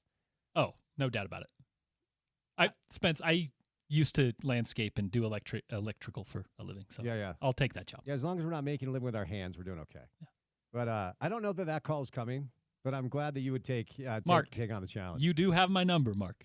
Hit us up, Mark. And I know you're listening. Mark, if you're sick of me criticizing you for 4 hours every day, make me your basketball coach, and I'll stop. I promise. There you go. All right. Josh Grant, too. My man Josh Grant. All right, before we catch a break, didn't get a chance to do much of this yesterday, but Kevin Reynolds, Salt Lake Tribune, the Trib did some good reporting about BYU football players. They're claiming that their NIL collective was cut. The pay was cut before their season last year, which, of course, was awesome. They were 11-2 and smoked Colorado in the Alamo Bowl, and they were a really good team. Kalani did a hell of a job. So I view this story. Now, I would just send you to the Trib, okay, because I'm not going to sit here and unpack the entire thing for you. But sltrib.com, they quote Isaiah Bagna, who was a defensive end, and then Crew Wakely. Crew Wakely left that program with an axe to grind, man. There's no doubt. And they talk about a meeting that was held at the beginning of the season. Someone named Min Kim. I do not know who this person is. He is the leader of the Royal Blue Collective, or one of them. And he is the CEO of a company down south called Nutricost. I'm sure that's above board. And I guess he held the meeting and said, quote, according to Isaiah Bagna, he said, quote, I'm not here to pay your rent or bills. I'm not here for any of that. You guys are entitled, greedy, asking me for money. And then announced there would be changes to the collective because the team went 5-7 the year prior to and missed a bowl game for the first time since 2017. According to both these players, the collective was cutting everybody's pay. Starters would be slashed by more than 50%. Most walk-ons would get nothing. Contracts would be signed in the coming days. If the players wanted any cash at all, they were forced to agree to the new terms. And according to Bagna, this Kim fella said, quote, I'm here to win, and you guys didn't win last year. And so apparently, according to Crew Wakely, this gentleman went at Chase Roberts. He was mad that Chase entered his own individual NIL deal, which is weird to me, with Deseret First Credit Union, which is a competitor of a donor for the Royal Blue Collective, Mountain America Credit Union. And they go on to talk about the contracts that were signed. Apparently, there were what is called a non-compete, which my understanding, by the way, the letter of the law is those are now illegal. But you weren't supposed to go outside of the collective to get your own NIL deals. That feels a little unfair to me. And that also feels ignoring like the spirit and the letter of what NIL is supposed to provide these young men and women, their ability to simply go out and profit off of who they are. It's the same economic rights that you and I have had our entire life. So ultimately where I landed after reading the story and kind of marinating on the topic a little bit, this is this is not just a BYU thing. There are stories of collectives across the country just trying to understand the right way to go about business. Now, this feels like this Kim character might be feeling himself a little bit as far as the way he kind of handled the entire thing and some of the things he said to these players. Kim did not respond to a request for a comment of the story. But it goes on to talk about, and it gets into detail, prior to the 5-7 season, the team was broken into tiers. Top tier players made $5,000 a month. Second tier players, $2,000 a month. The third tier was $500 to $1,000 a month. And very few players made over $5,000 a month, but a few actually did. According to Bagna, quote, over 80% of the defensive starters were cut. The starters were down to $1,000. Some of them were even on $800. And ultimately, the other takeaway I had here is what a hell of a job from Kalani Sitake and his staff and Jay Hill and our guy A-Rod to have an 11-2 season and go to the Alamo Bowl and smoke Colorado and finish in the top 15 with a roster of players that apparently were really upset about the way this was handled. And, there are two sides to every story, okay? So that's what it comes down to. And this is just another example of a university just trying to figure it out, trying to figure out a landscape without a lot of guardrails and rules. And until the guardrails and rules are signed, and hopefully that's done this year with the House versus the NCAA settlement, and we're moving into a situation where things are actually outlined and you know what you're supposed to do as opposed to figuring it out yourself, stuff like this would go away. So you kind of feel bad for the players, but you understand on the other side, the collective trying to figure it out, and ultimately a coaching staff that was able to rally these guys for a hell of a year, man. One of the best BYU football seasons they've ever had, quite frankly. All right, coming up on the other side, The Voice. Bill Riley stops by. Move over to Roxy Bernstein. We'll do a little hockey with Roxy today. The hockey club is in action tonight. 2 hours down, 2 hours to go on this beautiful Tuesday afternoon. Before we catch a break, text Utes right now to 33986 for a chance to win Utah men's basketball tickets. That's Utes right now to 33986 for your chance to win tickets. Riles joins us coming up next right here on ESPN 700.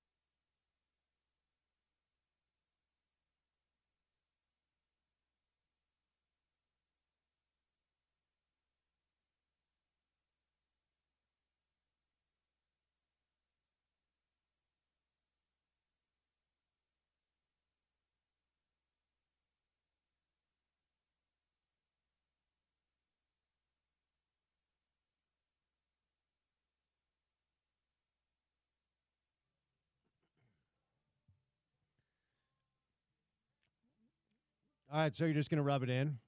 So you're going to use the one example of a band I liked when I was 16 that hasn't aged well? That's what you're doing here. I know that was the theme that we were talking about. I actually kind of like Blues Traveler. I know they got some interesting sound, some corny stuff in there as well.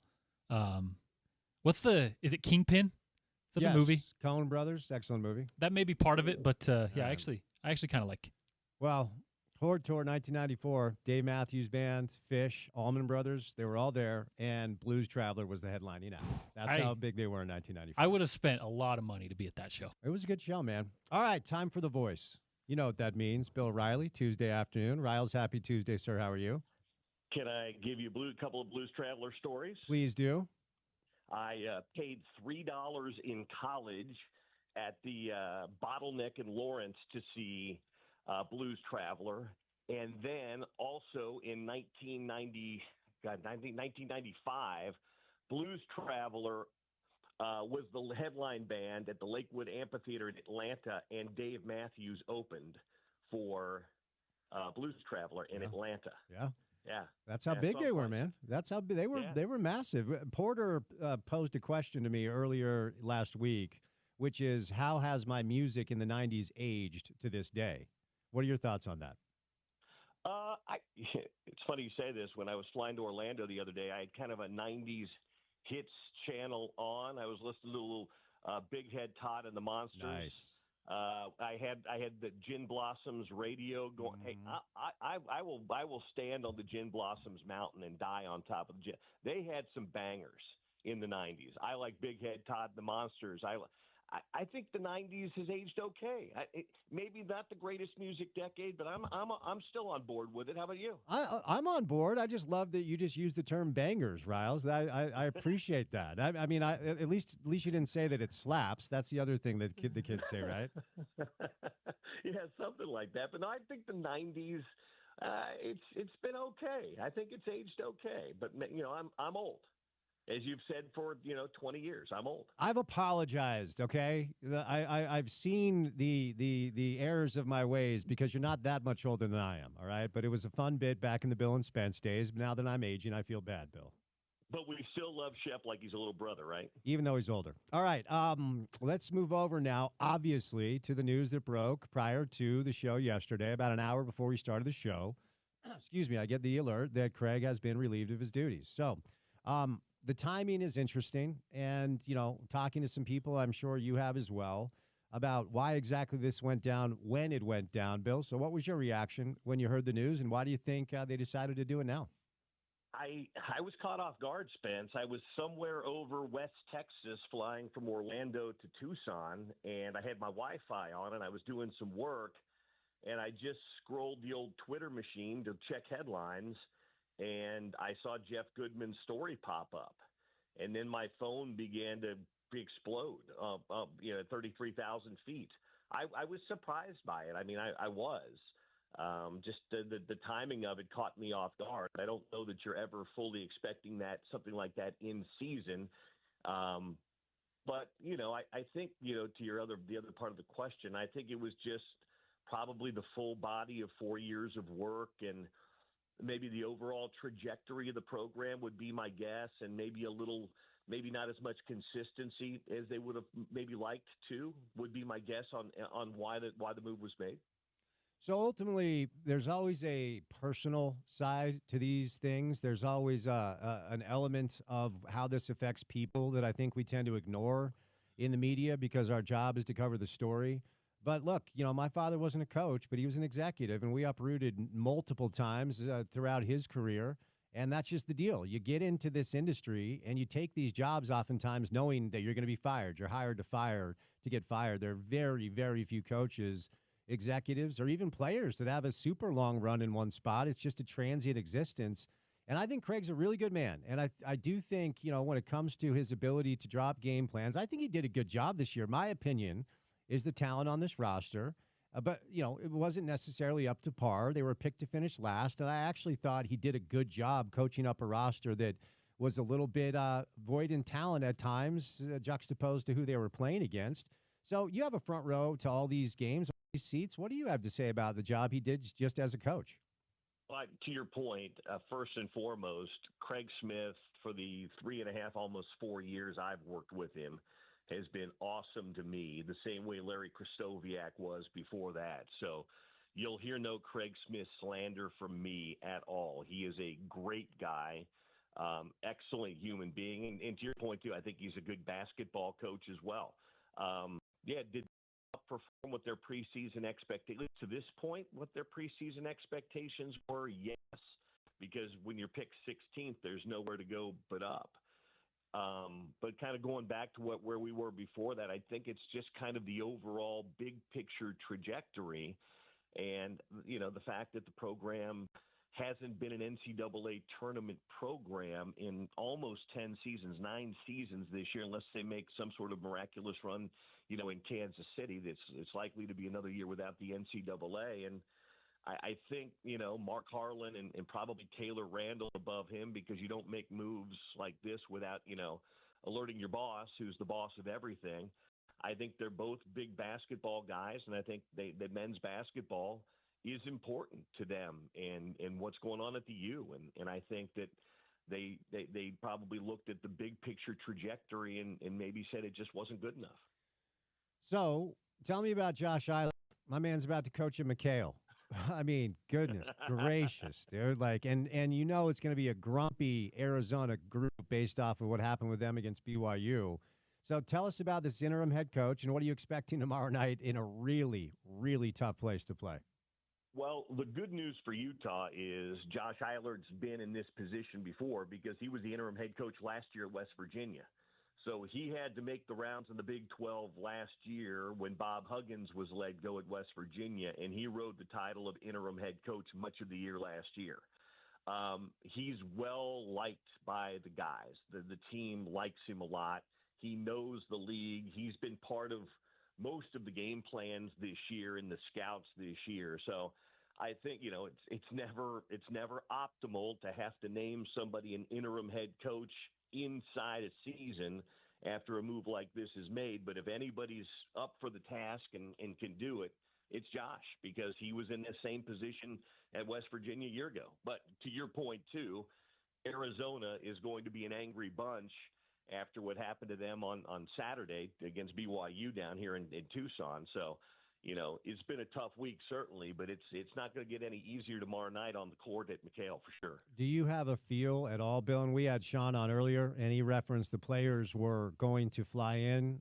So maybe you haven't had a chance to kick the tires, but, I had a lot of these young men, and I don't know this because there are people pontificating on the possibility of, did you make this decision right now based off of some players that may be unhappy that you want back next year? But my guess would be most of these guys are bummed out that they just lost their head coach. I mean, it's different than in the pros. You know that your coach is hired to be fired, and you don't sign necessarily to only play for a coach. In college, when you're recruited, your parents are trusting this person to take care of you, and you sign off and pay for the guy that recruited you. So any context or idea how these players have reacted to what has to be tough news for at least some of them? No, I haven't seen them yet. Kind of like Sean, we're both down here in Tucson. They're scheduled to arrive a little bit later on this afternoon. So I'll have a better feel tonight and tomorrow when I'm at shoot around and around them a little bit. But to your point, I think you're probably right. I think there's probably a little bit of surprise and shock and a little disappointment because, when you come to play at a school, no matter what the school is, whether it's Duke or Kansas or UConn or Utah, you're coming to go to the school, sure, but you're coming because you've committed to a coach and a staff. So I'm sure those guys were a little caught off and a little bit disappointed by what happened. But now you rally up and see what you can do. And if you're competitors, you want to go out there, no matter who's coaching you, and see what you can do against Arizona. Like I said, I don't have a feel for where those guys are now, but probably will later today or tomorrow. I know a lot of these decisions are made above your pay grade, and if there's anything you just want to straight punt, no. But do you think Josh has a chance to coach his way into this job? I don't. That I don't know. Just because, like you said, it's above my pay grade, and I don't know what kind of conversations they may have had with Josh. So I can't. I don't feel comfortable in my position just not knowing. And again, having been kind of out of the pocket down here in Orlando and Tucson, make a comment on the coaching, kind of the direction where they're going to go. There have been a lot of names thrown around out there, and if you read, you can probably make cases for a lot of that stuff. But I don't have a feel for it, so I don't feel real comfortable talking about it. Did you attend the Magic Kingdom, and did you wear Mickey ears? Well, no, I did not. Oh, man. And I think you and I have had this conversation about adults who go to Disney parks by themselves. It's very odd and off-putting. There's so many things I want to say right now. But yes, you and I are on the same page. And look, let's just stick here for a moment. It's strictly budgetary, okay? Like the amount of money that you're spending to do this, you could go to Hawaii, you could go to Europe. Like why is it saving the cash to ride, It's a Small World for the 75th time? It doesn't make sense to me. It makes no. I mean, I took my kids when they were younger. We had a good time, but that's what you kind of take one for the team when you're a parent and you get that experience, and then you move on. So. No, I did not visit Epcot or the Magic Kingdom when in Orlando. Okay. Nor did I visit the old Magic Home either. I don't even know what it's called these days. It used to be. It was it was one of those MLMs that was big in the 90s. They had the name of the arena, but we were way out. UCF's way out. By the way, 60,000 students, Spence. Wow. At UCF. It's the second biggest campus in the country. Wow, I did not know that. All right, moving from one Josh to another Josh. I don't know. Did you have a chance to listen to Josh Grant on the show yesterday? I didn't. I was flying when he was on, but I heard he was quite passionate in his desire for what he was looking for in the next head coach. Yes, he was very salient. He was very clear-eyed. He was very direct, and he even said that he was very excited that the news came down when it did. And it leads to a conversation, Bill, just philosophically, because ultimately, when it comes to, historically speaking, the way that college coaches, the profession works, and one of the things that I love about March Madness is seeing a coach that coaches a smaller school into the NCAA tournament, winning a game or two, and his life changes immediately, and the life of his family changes immediately because he gets this great opportunity to triple, quadruple his salary and take over a bigger program. And there's a grip of options right now, coaches that are coaching at quote-unquote smaller schools that have done a great job that seems to indicate that they are next in line to get an opportunity like coaching in the Big 12 at the University of Utah. Now, the names on that list are not necessarily names that people around here are probably all that familiar with. You're talking about UC San Diego, Eric Olson. You're talking about Nico Medved at Colorado State, Eric Henderson, South Dakota State, Leon Rice at Boise, UC Irvine, Russell Turner.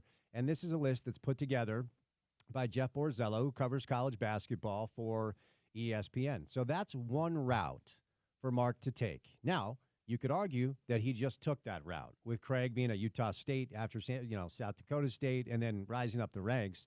And then the other route is the route people around here are talking about, and that essentially is Alex Jensen as the head coach, potentially Andre Miller is coaching the G League as an assistant, or Johnny Bryant, who's an associate head coach for a really good basketball team in the pros with the Cleveland Cavaliers.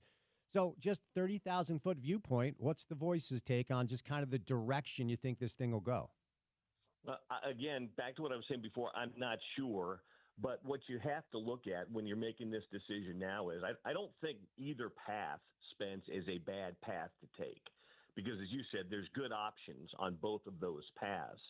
But what you have to look at, especially in particular with Utah right now, is who's going to be able to come in and, get kind of jumpstart the program and get it back to where the expectation is. And the expectation, and I think Mark said this in his release yesterday, was to compete on a regular basis in the NCAA tournament, to compete at a high level in the Big 12 in the Big 12 conference.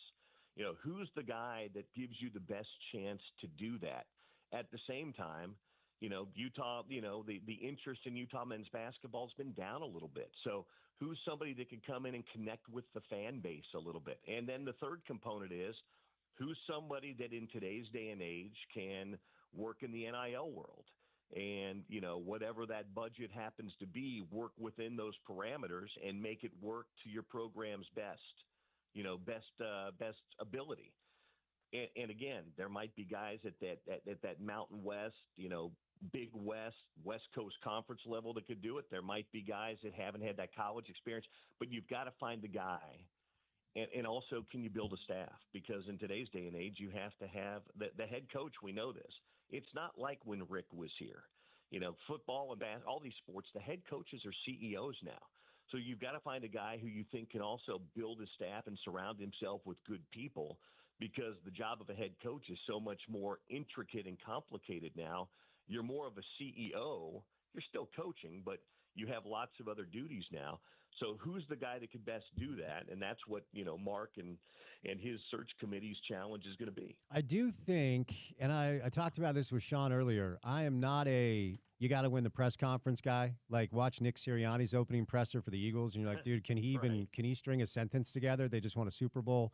All that matters is the long game at the end of the day, and then somebody coming in here that can recapture past glory in his own way in the modern day and age of college basketball, because there's no going back. You've got to look to the future, and even invoking the name of Rick Majerus is unfair, because that was a tremendous run, but it shouldn't scare people away from having that standard around here. This is a proud basketball state. It's a proud basketball market, and while my initial reaction was sadness for Craig and his family, because I know what that's like, my secondary reaction was, okay, somebody up there finally said this is not good enough, okay, and we need to change our standards for what our basketball team is. There's no reason that you can't be both a basketball and a football school. Ask Auburn, ask Alabama. I mean, they're Florida. We could keep going. And for too long, this has been kind of branded, oh, you're a football school now. You can be both, Bill, don't you think? I mean, it's not an unreasonable expectation. That should be the goal, Right. You can absolutely be both of those things. And again, the standard is different today, but it's not different, meaning your standard should always be to compete at the highest level, to be in a school like Utah with the resources it has and the support and the tradition it has shouldn't be going 9 and 10 years without being in an NCAA tournament. And I think that's what Mark and the powers that be at the U have said. They want to do everything they can do to reset that standard and get it back and make sure basketball is a top priority. Yeah, football's the big dog on every campus. It is. We know that from a financial standpoint. But you just rattle off 3 or 4 schools that are succeeding at a very high level in both. And yes, you can absolutely do that. That's what the expectation should be. And I don't, when fans you should want to have the standard that was in the Majerus era. That's fine. Just don't think that the style of basketball and the way it was back then is coming back, because the game in collegiate athletics has changed over the last 25 years. But the standard really shouldn't. Yeah, no, I agree with you. So back to the whole, I don't really think you have to win the press conference all the time. I do think in this case, this basketball community could use a little injection of life. And I do think an Alex Jensen, Andre Miller bench. I mean, imagine walking into a gym with Andre as your assistant coach. That's instant credibility. That's instant respect. And I would imagine if that's the direction, and we won't know for a little while, phones would ring off the hook up there at the basketball office for season ticket deposits. So what are your thoughts on just kind of that dynamic, interjecting some juice based off of names that we're familiar with around here, if that's the direction? What do you think the effect would be on the community? Well, I think if that's the case, that people would love it. Again, that would be a connection back to the bygone days, but it's people that they've known for a long time. And again, that's another component of all this, Spence. It's not just it's re-engaging your fans and making your fans excited to come to the John M. Huntsman Center again, excited to talk about Utah basketball again. The program has not been in the dumps. It hasn't. It's been solid, but it hasn't been to the standard where fans and folks that run the department want it to be.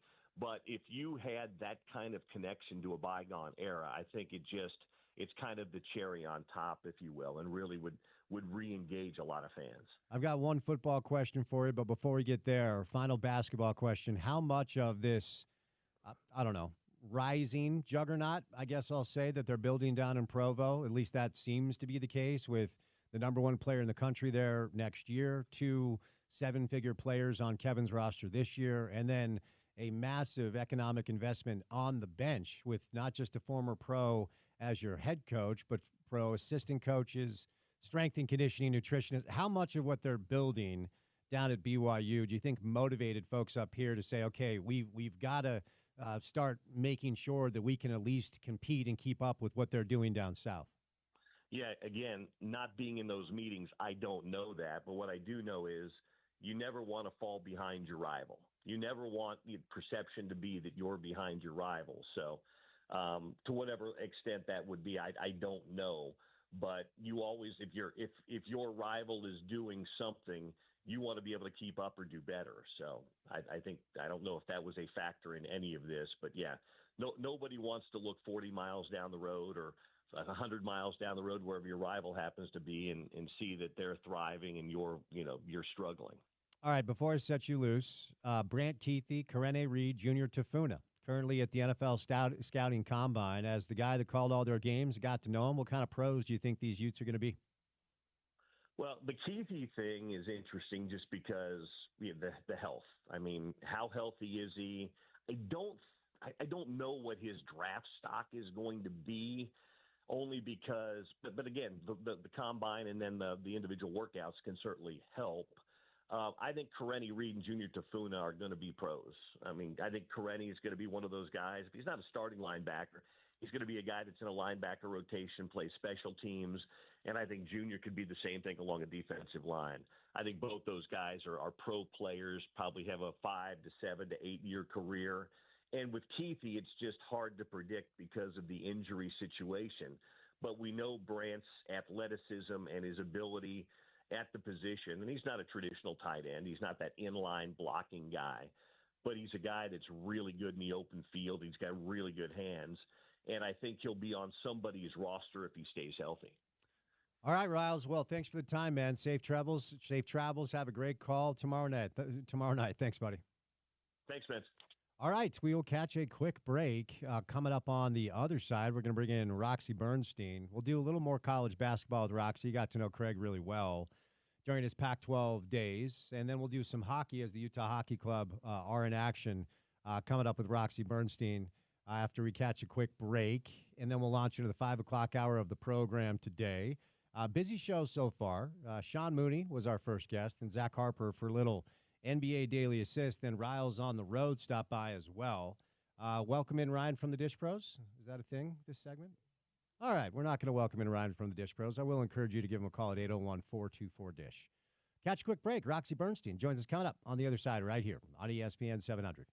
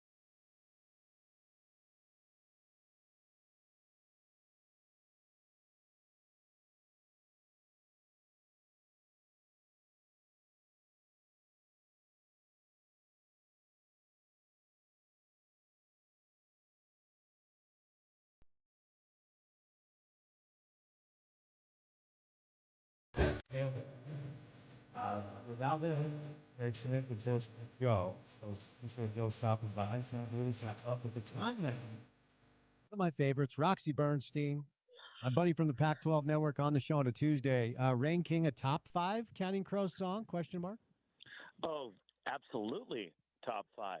I would say, it's Spence live. That might be my favorite song they play live. It's actually what I was going to say. Live, it's hard to beat that song live for sure. Yes, that song live, just the way they have tuned it over the years, it really resonates, and it waits above. Look, everybody loves Mr. Jones. Like it's funny. I've had these discussions with Adam over the years. Like when you get to his level, right? When you have number one type hits and songs everybody knows, when he plays the show, there's probably 5 songs you have to play, right? Like for them, it's Mr. Jones. I think it's Rain King, maybe Hanging Around, Long December. It's funny. Adam doesn't necessarily see it the way I do. But are you agree with me? Like when you go to see a band like that, there's staples that have to be in the catalog for that night, wouldn't you say? Absolutely. I just love that you call him Adam. Like we're just having a conversation about your friend named Adam. For our listeners, it's Adam Duritz, who's the lead singer of Counting Crows. He's one of Roxy's best friends. And when he's putting the set list together before a show, because they change it every night. It's not the same show. Like there's certain songs they'll play on each tour that they're ready to play. There's some songs that aren't in the bag, if you will, like a golf bag analogy there. But out of the songs that they have for that particular tour that they've either been working on at Soundcheck, I've learned my place, Spence, over the years, because sometimes if I ask for a song, he's not going to play it just because he can piss me off. So we have learned over the years that we just kind of, okay, all right, and not chime in, not even show any emotion if he says he's going to play a song that we really want to hear at that particular night. At some point, though, like there's our buddies, we've told them we want to design one set list. Before you retire, we have to have one. Ooh. And he says, we'll see. So which probably means no. That's cool, though. I mean, because, obviously a child of the 90s, man. I love the Crows. It was a long December for Craig Smith, and he won't be hanging around anymore. Huh? See what I did there? See what I did there? Nice. There you go. Good segue. Good tie-in. And, ultimately, I'm gutted for a good man, first and foremost. And I know you got to know him, but your reaction when you heard that Craig Smith had been relieved of his duties around here? Disappointed for him because, like you, I have an affinity for Craig. I think he's just a terrific dude. He's a fun guy to talk to be around. I mean, I'll just get like a random text from Craig, like I'm doing some game, and he'll just text me, like because he's watching. And like I've hit him up on certain places where I go, like for example, his connection to the Dakotas. Right when I was going out there for NCAA hockey tournament, and I hit him up, and he was like searching for a couple places to send me to. So I had a pretty good connection with him that goes back to his days at Utah State. And it really is. I'm sad for him. I'm disappointed for him because I do think he's a heck of a coach. I really do think Craig is a good coach. I understand the move from Utah's perspective. I'm not saying I agree with it, which Mark Harlan felt he needed to do. But just the first thing that comes to mind, Spence, is my disappointment for Craig.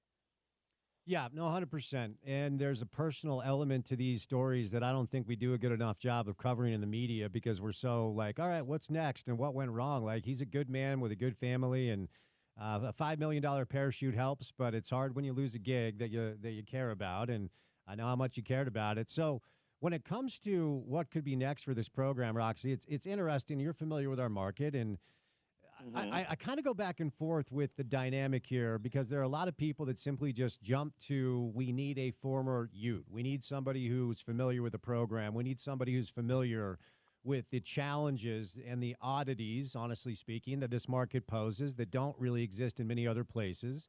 As much as I love it here, I know that there are things that you have to traverse that can be a little bit complex. Do you think it has to be a Utah guy, or do you think Mark Harlan goes the way of trying to find one of these young candidates at a smaller school that's done a really good job, or maybe somebody who's been out of the game? Like, what's your take on what could be next around here? At certain places, I do believe you need that connection. I don't think Utah is one of those places. That I think Utah has had enough success, enough tradition, enough history that they can bring in somebody from the outside, if you will.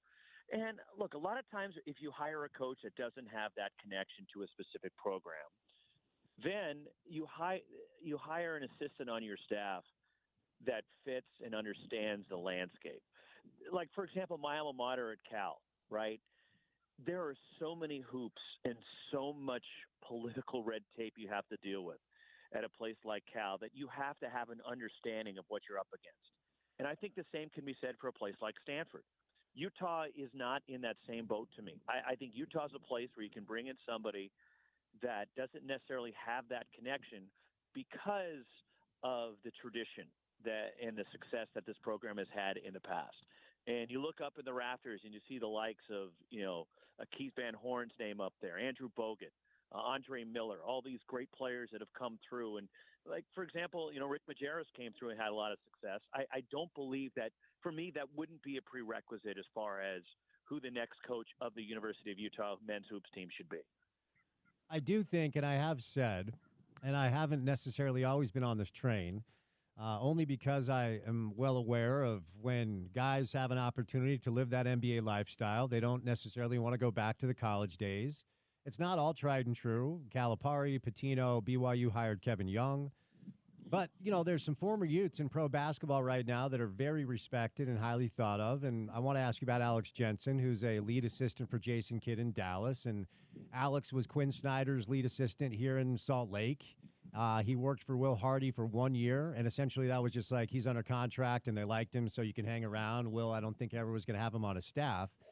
But 5 years ago, when Mark decided to fire Larry Kraskowiak, the name Alex Jensen surfaced, and I said on air, I don't think he takes it because I thought at the time he was going to parlay his tenure with the Jazz into a head coaching opportunity in the pros. That has never come. And so 5 years later, I think Alex might be more inclined to answer the phone than he was, not too long ago. What are your thoughts on Alex Jensen as a potential candidate to replace Craig?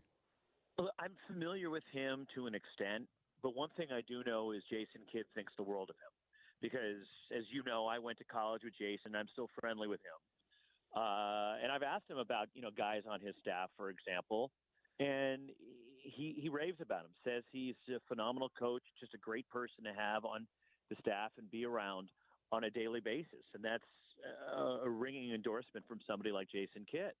And as you look at the landscape now, this ever-changing landscape, Spence, of college athletics, we're just seeing more and more pro people have a connection and maybe looking to get into the college game. And whether it's, for example, on the football side with guys like Andrew Luck and Ron Rivera that are going back, they're not coaching, but they're going to be around the game. But with this NIL and roster management we're seeing these days and free agency that is taking the college basketball landscape by storm, it could possibly help having somebody with that pro experience. And look, Kevin Young down at BYU not only is having success this year, but let's face it, there's a lot of money, right, with BYU basketball.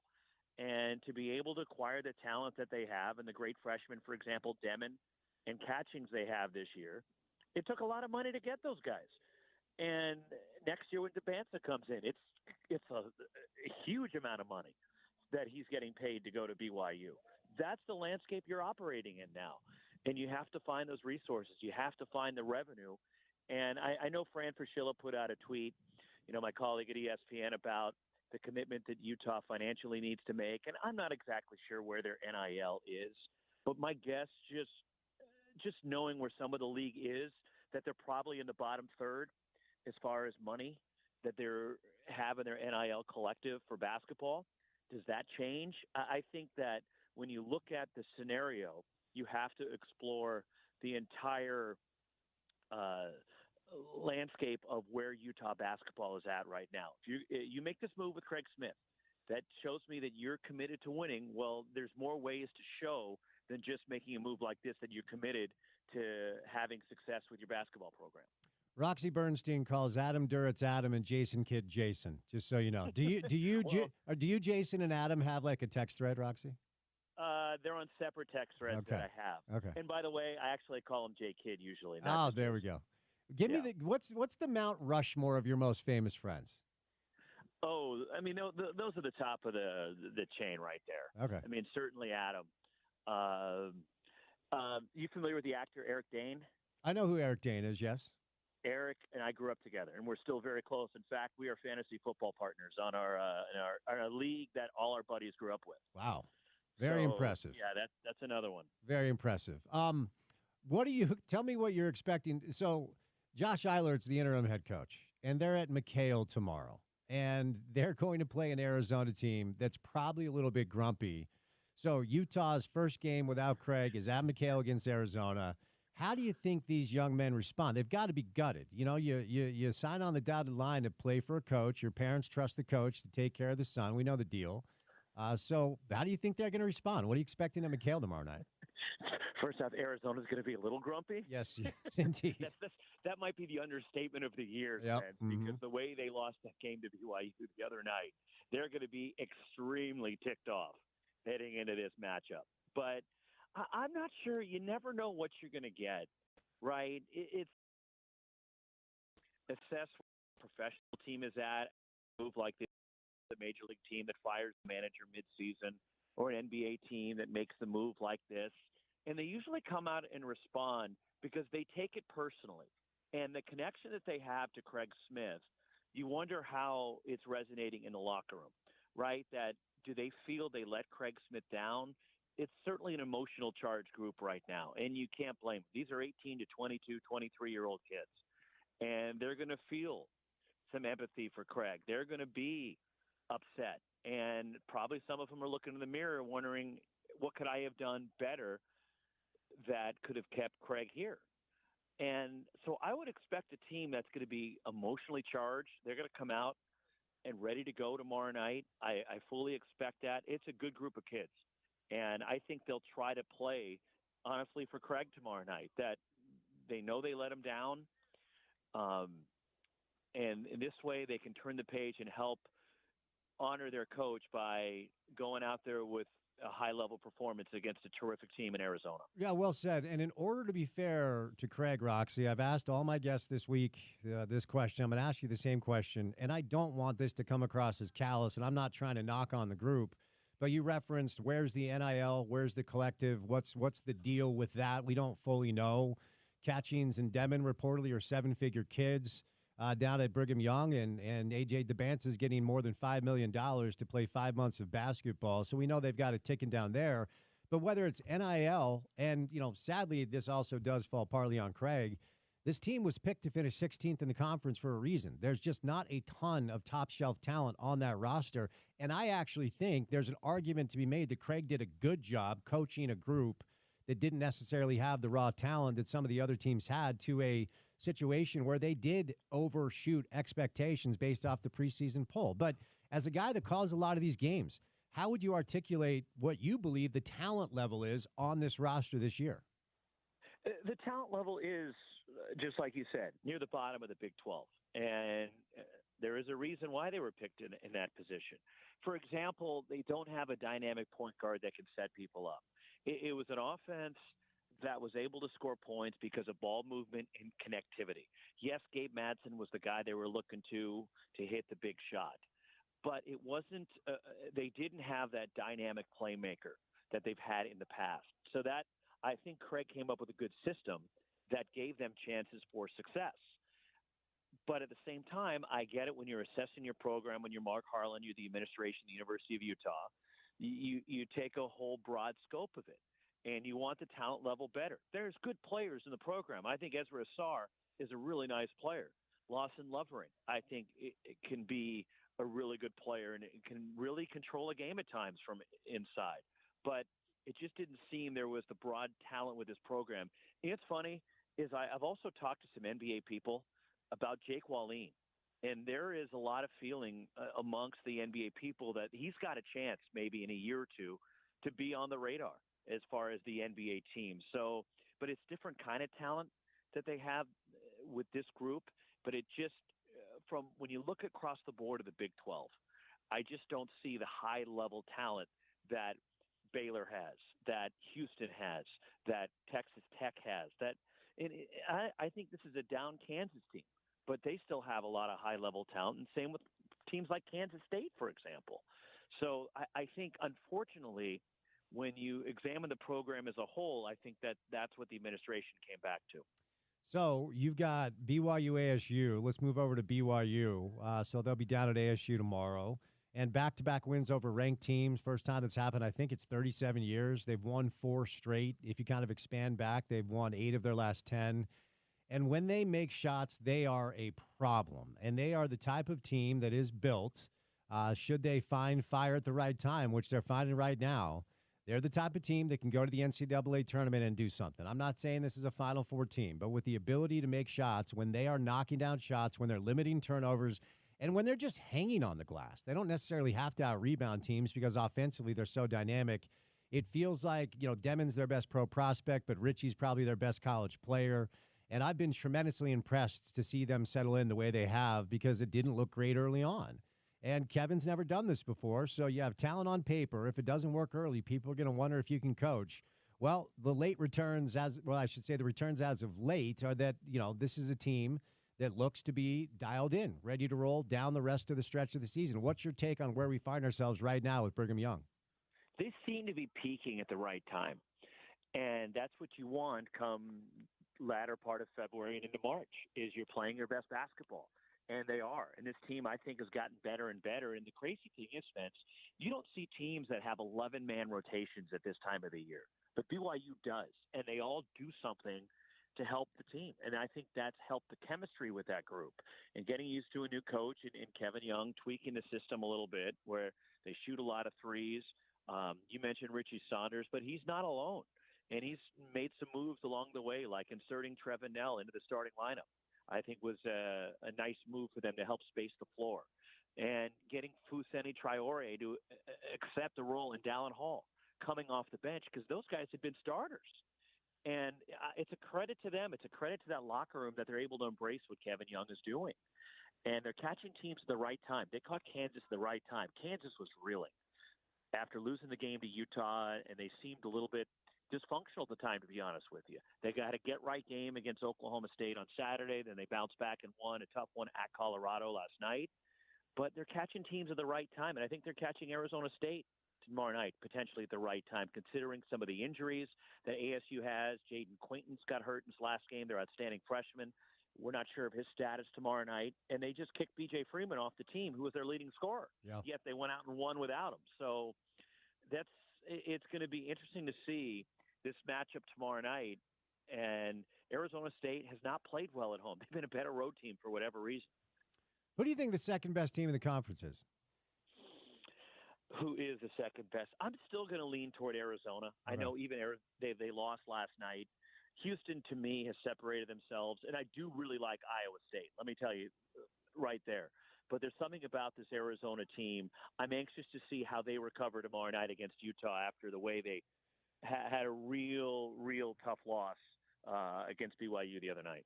Can I ask you a couple hockey questions before I set you loose?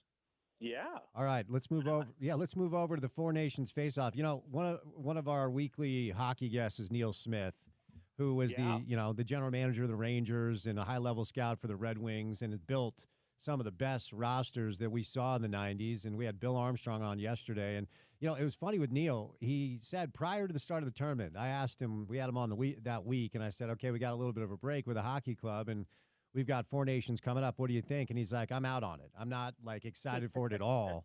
And then, of course, we had him on last week, and to his credit, he ate the appropriate crow. Roxy, it's kind of a lesson, man. Sometimes the best things in life just completely catch you off guard. And I was so wildly entertained.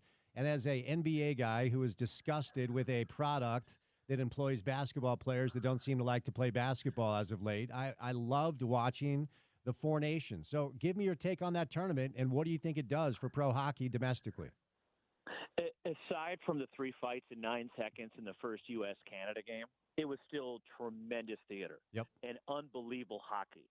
And just the reaction of the players that were playing and the speed of these games, that was the thing that really jumped out to me, is the quickness. And it's showing you that the game is about speed now. Yes, okay, the Kachuk brothers fought, and so did JT Miller. But they also have a lot of speed and talent. And it was evident. And I think it's only a precursor to how good the Olympics could be. Now, I don't think that we'll see a situation like we had with these fights, especially in the Olympics, but it does make for great hockey to watch. And I think we were treated to the best in the world at the best. And it was evident that it meant something, that it wasn't just lip service, oh, we're going to go there and compete, we're going to play hard. It was clear that it meant the world, and national pride was on display, and they wanted to win desperately for their countries. And the only thing that would have made it a little bit more intriguing, can you imagine if Matthew Tkachuk had fought Sam Bennett, teammates in Florida, like right off the opening faceoff? Yep. If that wouldn't signify how much it meant, I don't know what else would. And I love the back and forth where the Canadian, the Hagen kid was like, we do it for the flag, they do it for the cameras. It's like, like the whole thing was awesome. Let me ask you about our local hockey club, and I'll set you loose. They're about where I think most people thought they would be, but with the chance to maybe catch either Vancouver or the Avs for a wild card spot. They got Vancouver the other night. They beat them, so a nice little 4-point swing. Chicago's in town tonight.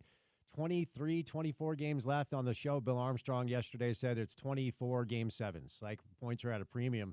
Think we got a shot to maybe see a little playoff hockey in Salt Lake this year? There's a chance. Yeah, I wouldn't rule them out. And they've recovered from some of the injuries that they have dealt with, certainly on the back end this year, with missing Sean Dursey example until recently for the entire season, and Marino being out for an extended period of time. They got to get hot. And the margin for error in Bill Armstrong is exactly right. They have to treat every night like it's a game 7. And after they dropped the game to L.A. on Saturday, bouncing back with a good win against Vancouver. And the other thing that was key about the win against Vancouver, Spence, it wasn't an overtime or shootout win.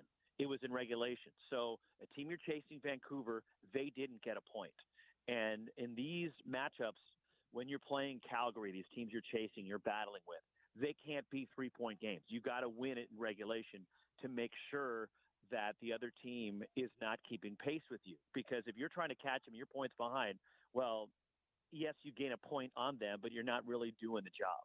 And that's the way they have to step into it. And they have to take advantage of the schedule. The Blackhawks are a team that they need to handle, that they need to put any doubt away early in this game. And that's the way they need to approach it. And they have to be in that mentality. And somehow if they can sneak in, these are the teams that are dangerous come the Stanley Cup playoffs. We've seen 8 seeds before in the NHL come from way back and win because they're in playoff mode already, and that could be an advantage for them should they be able to get to the Stanley Cup playoffs. Roxy, you are the man, my friend. I appreciate the time. Safe travels. Have a great call tomorrow night, okay? Thanks, Spence. Anytime, bud. Roxy Bernstein, one of the best, one of the nicest guys in this business. A business devoid of kindness. Roxy's one of those guys. At Roxy Bernstein is where you find him on social media. He'll be on the call tomorrow night for BYU ASU. All right, we'll get to the 5 o'clock hour of the program on this beautiful, beautiful Tuesday afternoon. But let's welcome in Ryan from the Dish Pros. Give him a call at 801-424-DISH. Save money on your wireless, your internet, and your cable television situation. What's going on, Ryan? Spence, thanks so much. Feeling better and, loving what we're doing with customers. Listen, this Netflix deal technically got canceled. The promotion ended, and we begged and pleaded. We got it extended for a little bit longer. You don't want to miss out on this. This is such a sweet deal. When you get set up, you get Netflix, the ad-free version, free for the next 2 years. Guys, most of you have it, so you already know it's an expense you have. And with the rate increase, it's like $430 for the next 2 years. We'll cover that, plus get you a new customer offer, set you up with all brand new equipment with the biggest hopper DVR out there. Auto hops commercials. It'll auto record your games, auto record the locals. So many cool features that you get with Dish. And the best part is, guys, it's cheaper than every service, I swear. Call us up, take advantage of the deals. The price does not change for the next 2 years. Plus, you get Netflix. All the streaming apps can work within the system. It's truly a VIP TV experience. If you've got a cable bundle, guys, if you're spending a few $100 on your TV and internet, call me and let me save you thousands. Plus, I'll throw in dinner at JCW's. We've got fiber internet in certain areas between $35 to $45 a month.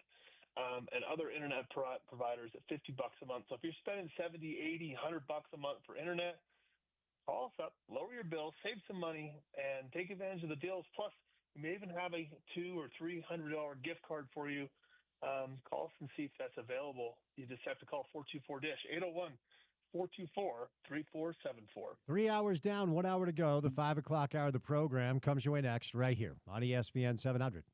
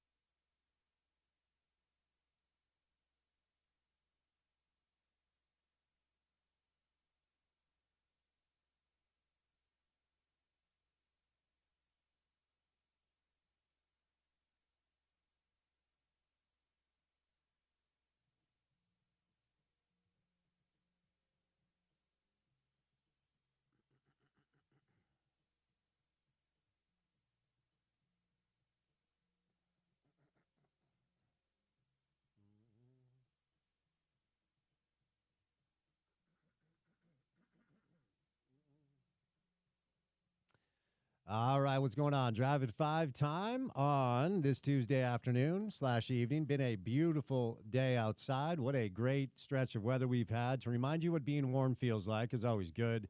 Haven't completely turned the corner, but a lovely, lovely, lovely day here in downtown Salt Lake City, Utah. And as it is every day, good to have you guys along for the ride. Got a busy 5 o'clock hour planned for you guys. Had a jam-packed show so far. 5 o'clock hour of the program is brought to you by our friends at Ogden Clinic Hadley Dermatology. Now, here's the deal. New client, good friends of mine, great people. They'll take great care of you. So the sunshine may have reminded some of you, like it did me, and we're going to be golfing soon. We're going to be hiking soon. We're going to be out at the lake soon. And if you've been skiing or snowboarding, you have been in the sun. And I did not know this until recently, but we are the #1 state in America in skin diagnoses per capita. Makes sense. I mean, obviously living in the desert, and when it gets hot here, it gets really hot. If you have not had your skin checked, if you spend a lot of time golfing, if you spend a lot of time in the sun, and you haven't had just a basic checkup head to toe to make sure that you do not have any issues, my friends at Ogden Clinic Hadley Dermatology are offering you a free consultation. You're going to save a grip of money, and you're going to know where you're at, which gives you peace of mind. Every year, Jason or Mike say, hey, we know how much you play golf. We know how much you're out in the sun. Let's get you checked out. And I go up there. They check me out. Doesn't take long, and it's peace of mind. I walk away knowing I'm good. Early detection can save lives. It also can save you from having like a hole in your head if they have to dig something out. So take advantage of that. They're offering also, in addition to that deal, 25% off laser treatments. Pool season will be here soon.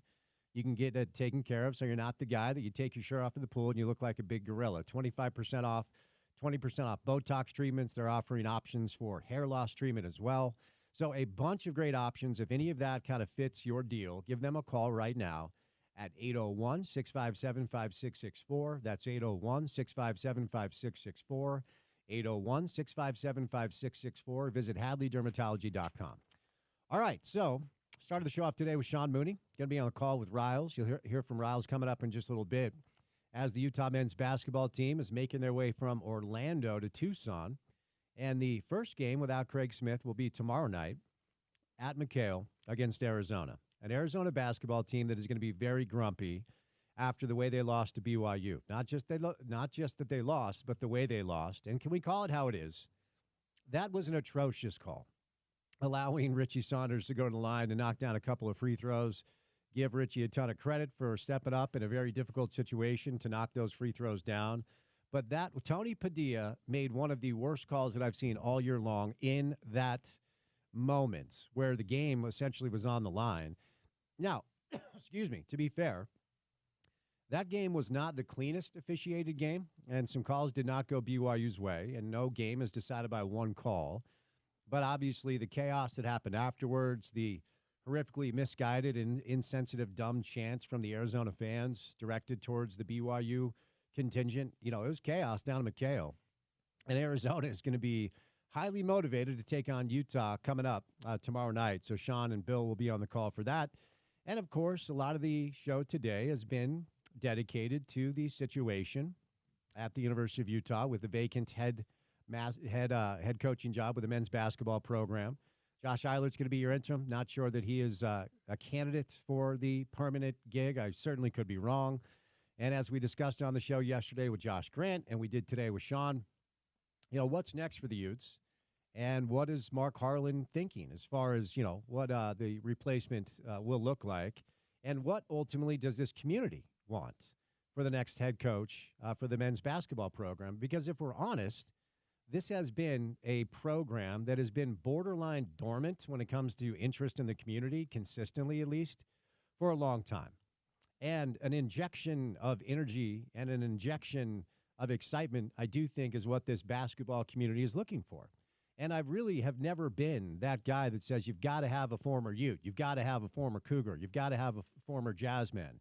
You got to have somebody that knows the culture of RSL. Like, I don't think that's entirely, I don't think it should be, your decision shouldn't be predicated on that entirely. Now, I think Josh Grant did a good job yesterday of outlining his sets of criteria and why this is a unique place and why somebody who understands the footprint, the culture, and the community might be the right choice. There are a bevy of young coaches right now, and it's one of the things I've always loved about college basketball and watching March Madness. Like, if you are a coach of a smaller school and you have an opportunity to win your league, win the Verizon or something, and you're an auto bid team and you go to the NCAA tournament and you win a couple of games, there are plenty of big schools that will look at you as a replacement for somebody they've moved on from, and suddenly your life changes. Your salary quadruples. The quality of your life and the quality of your family's life, it just changes because you're making more money and you have more exposure at a higher level, and maybe you continue to coach in a direction where even bigger schools pay attention to you, and you go from a Utah to a Duke or something crazy like that. Like, the pathway these coaches take it's pretty interesting. And in a way, Craig took that pathway, right? Not in a way, he actually did South Dakota State, Utah State, then at the U, and he made a grip of money. He's got a $5 million parachute. It doesn't necessarily entirely remove the sting, but as Don Draper said famously once upon a time, that's what the money's for, right? So there are a lot of candidates that don't necessarily have ties to Utah, but are doing a great job in their footprint. Jeff Borzello, who covers college basketball for ESPN, like, you can go look at the Deseret News top 5, but you know what they're going to say, right? Like, so let's expand our horizons a little bit beyond the typical status quo candidates that people have talked about online or at our local publications. Eric Olson, UC San Diego, Nico Medvedev, Colorado State, Eric Henderson, South Dakota State, Leon Rice, who coaches Boise State, Russell Turner, who coaches UC Irvine. And then Jeff also goes on to talk about Alex Jensen, Johnny Bryant. He even brings up Jared Calhoun. My guess is Mark's not going to go poach the Utah State coach again, but Jared's done a great job up there, as everybody seems to at Utah State. But I've kind of changed my tune on the approach of this, juxtaposed to the way I handled it 5 years ago after Mark decided to move on from Larry Kraskowiak. I just didn't think any of these former Utes were options. Not that they wouldn't be good options. I just didn't think Alex Jensen would answer the phone when, at the time 5 years ago, him being Quinn Snyder's number one assistant and receiving a lot of respect and credit around pro basketball for his work with Rudy Gobert, it just felt like most people who covered the league always had Alex Jensen on a list of candidates that would be in line to get a head coaching job in the pros, right? Coach in the NBA. I don't know that I feel like that anymore, and I'm not entirely sure why. After Quinn took off, Alex had one more year left on his deal, and he essentially just coached that year out. I don't think Will Hardy was ever going to have Alex Jensen on his staff. I don't know that for sure, but ultimately Will decided not to, bring him back, and contract expires. Alex and Natalie, great people, super nice family, really, really good people. They ultimately elect to take a job down in Dallas. Dennis Lindsay was down in Dallas working with Nico Harrison at the time. Dennis is now in Detroit. Pistons playing really well, by the way. And Alex takes the job down in Dallas as the assistant coach. Well, 5 years have passed since Coach Kraskowiak and Coach Smith, kind of that era. And I'm not sure, and I don't know this, and I would be interested to hear from Alex, and I've reached out to Alex, and we'll see if he responds. But I don't know why he has not received more interest as an NBA head coach. And part of me wonders if Alex is just kind of resigned to the fact that he's thought of as an NBA assistant, just a long-term NBA assistant. There's nothing wrong with that. That's a great life. It's a great life to be an NBA assistant coach. You make a lot of money, you travel in luxury, and you're enjoying your ability to coach the best players in the world at what they do. I mean, it's a really, really good life. Our friend Gordy Chiesa lived that life for a number of years, basketball lifer. But if Alex is resigned to the fact that he is thought to be a assistant coaching lifer in the pros, maybe the possibility of him moving back home. Natalie's from here as well. The Jensen's coming back home to this market. Alex, a Viewmont legend, a University of Utah legend, to take over the U with the potential of adding Andre Miller as one of, if not his lead assistant. I think you make Andre the lead assistant. And then you fill out the staff from there. And I'm not sure what it looks like. I don't think it will all be ex-Utah players. But I've kind of warmed up to that idea more than I did 5 years ago, because I just believe that actually winning the press conference in this situation is important. It's not the most important thing, right? We talked about Nick Sirianni's opening press conference as the Eagles head coach, and you just felt bad for the guy. They won a Super Bowl, right, this last year. It's a long game culture build. And this is a project that's ground up, man. It just is. I would imagine a lot of these players who signed here to play for Craig are going to hit the transfer portal.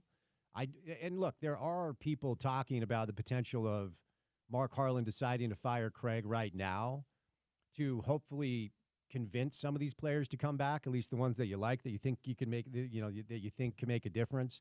Can't really speak to that. I don't know the dynamics of that locker room. There have been some social media posts from parents of some of the players expressing some disappointment for this. But does the timing of this indicate that you want Ezra Asar back? Do you want Sharaf Jamps or some of these younger players? Like Gabe's gone, right? Do you want to convince some of these players to come back and play for the next iteration? How much do those players actually care to do that? Obviously, in this day and age, how much money are you willing to pay them to come back is the number one thing, and I don't know the answer to that. There has to be something with the collective up at Utah because the talent level for men's basketball has not been good enough for a long time. We can point to the coaches. Coaches are the ones that get fired, right? But ultimately, this is a player's game. There's no great coach in the history of pro basketball or college basketball that didn't have great players. It doesn't exist.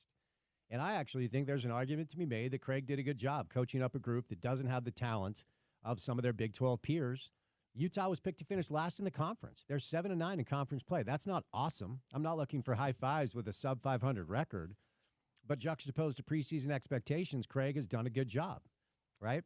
And so this could not have been made. This decision could not have been made in a vacuum.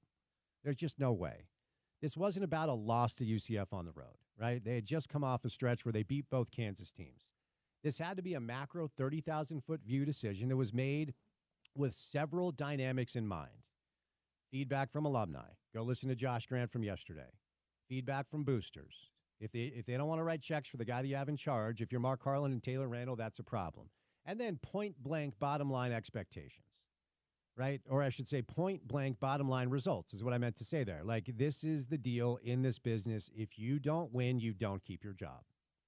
And there's a personal side of this that I do think we ignore a little bit too much when it comes to media, and I do feel gutted and sad for Craig and his family. I don't think this is the final chapter of the Craig Smith coaching story. He's highly respected and thought of across the country. He'll get another shot. But it ultimately comes down to where Mark Harlan's head is at with this search and what he decides to do. Do you look at a UC San Diego young coach or Colorado State or Boise State? Do you look at a coach that's been on the sidelines for quite some time and wants to get back in the game? Or do you simply try to tap into that Utah pipeline and take advantage of some of the big names that are out there that might be interested in coming here to coach? I mean, an Alex Jensen, Andre Miller 1-2 punch, I'm probably the wrong guy to ask about it because that was the era where I grew up learning to love Utah basketball and watching some of the best teams that we had ever had here in the state. Some of the best teams we'd ever had here in the state with those two involved, right? The instant credibility that you get with Alex Jensen and Andre Miller, one of the baddest dudes ever, like just walking into gyms. We talked about this with Sean earlier, too. I do think you call Chris Burgess, right, who was up here as an assistant. Now he's down at BYU. Burge is a guy that can recruit with anybody here locally. He's highly respected, highly thought of, and he did play up at Utah. He knows the deal. I do think you call Johnny Bryant. I feel the same way about Johnny Bryant today that I did about Alex Jensen 5 years ago. Johnny Bryant, associate head coach, Cleveland Cavaliers, great developmental guy. He will get an opportunity, I think, to coach his own team in the pros. And when you think you have that down the line on your radar, you don't touch a college job, even if it's your alma mater. So topically, obviously, that's kind of the big portion of what we've been talking about today. But we'll get to more of this coming up on the other side with the voice himself. Bill Riley joins us. 5 o'clock out of the drive on a Tuesday. It's good to have you with us right here on ESPN 700, 92.1 FM. Proud to be part of Utah's ESPN radio network.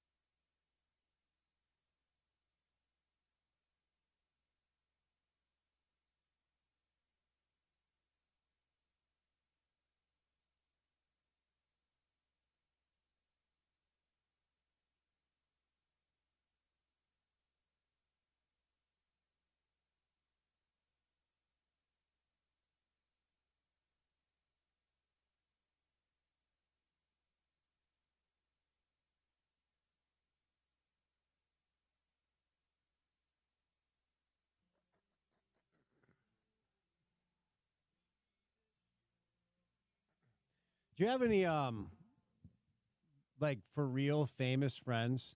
Roxy Bernstein rolls on the show. He calls Adam Duritz Adam, Jason Kidd J Kidd. Do you have any like uber famous friends? Anything stand out? I will not like mention the sports guys that I've gotten close with, right? Like Britton is genuinely one of my closer friends, away from football.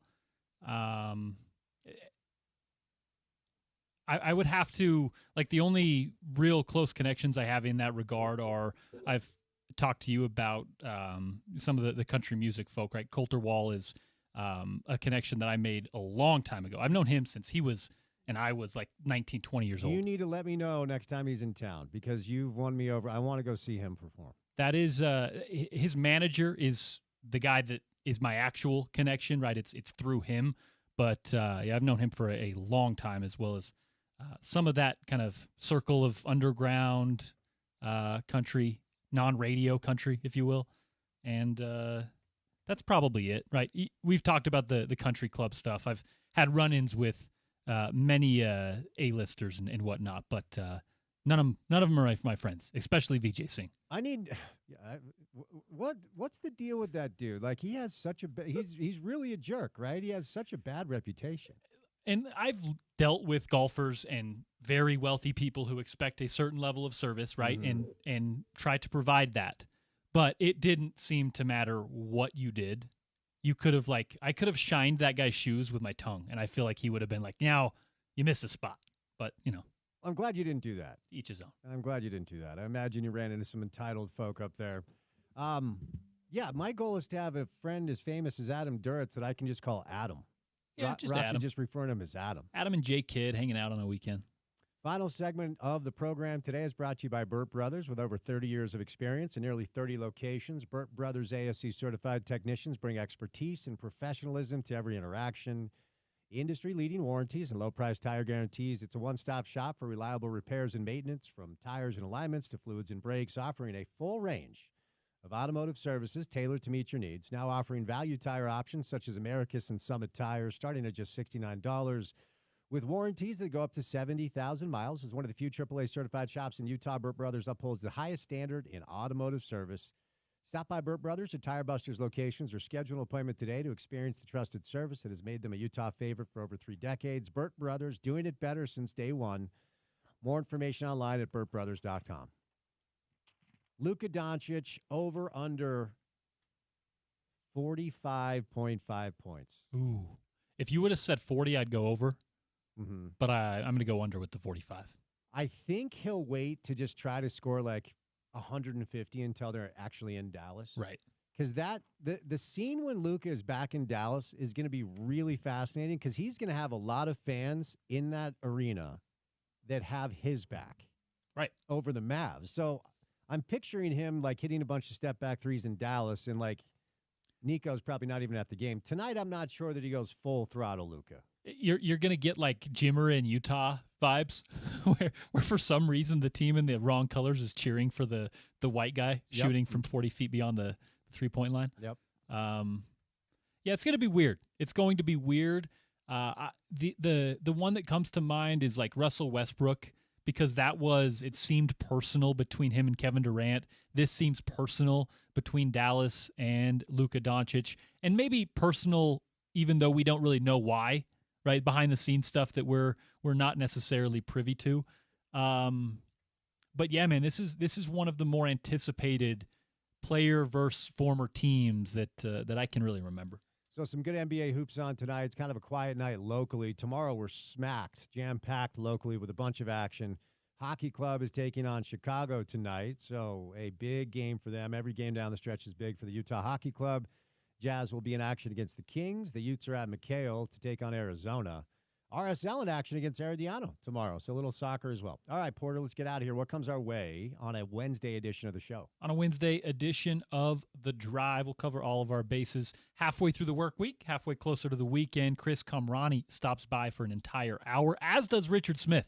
We're gonna have some in-studio stuff with those guys tomorrow. Josh Furlong joins us for the latest in the University of Utah men's basketball coaching search.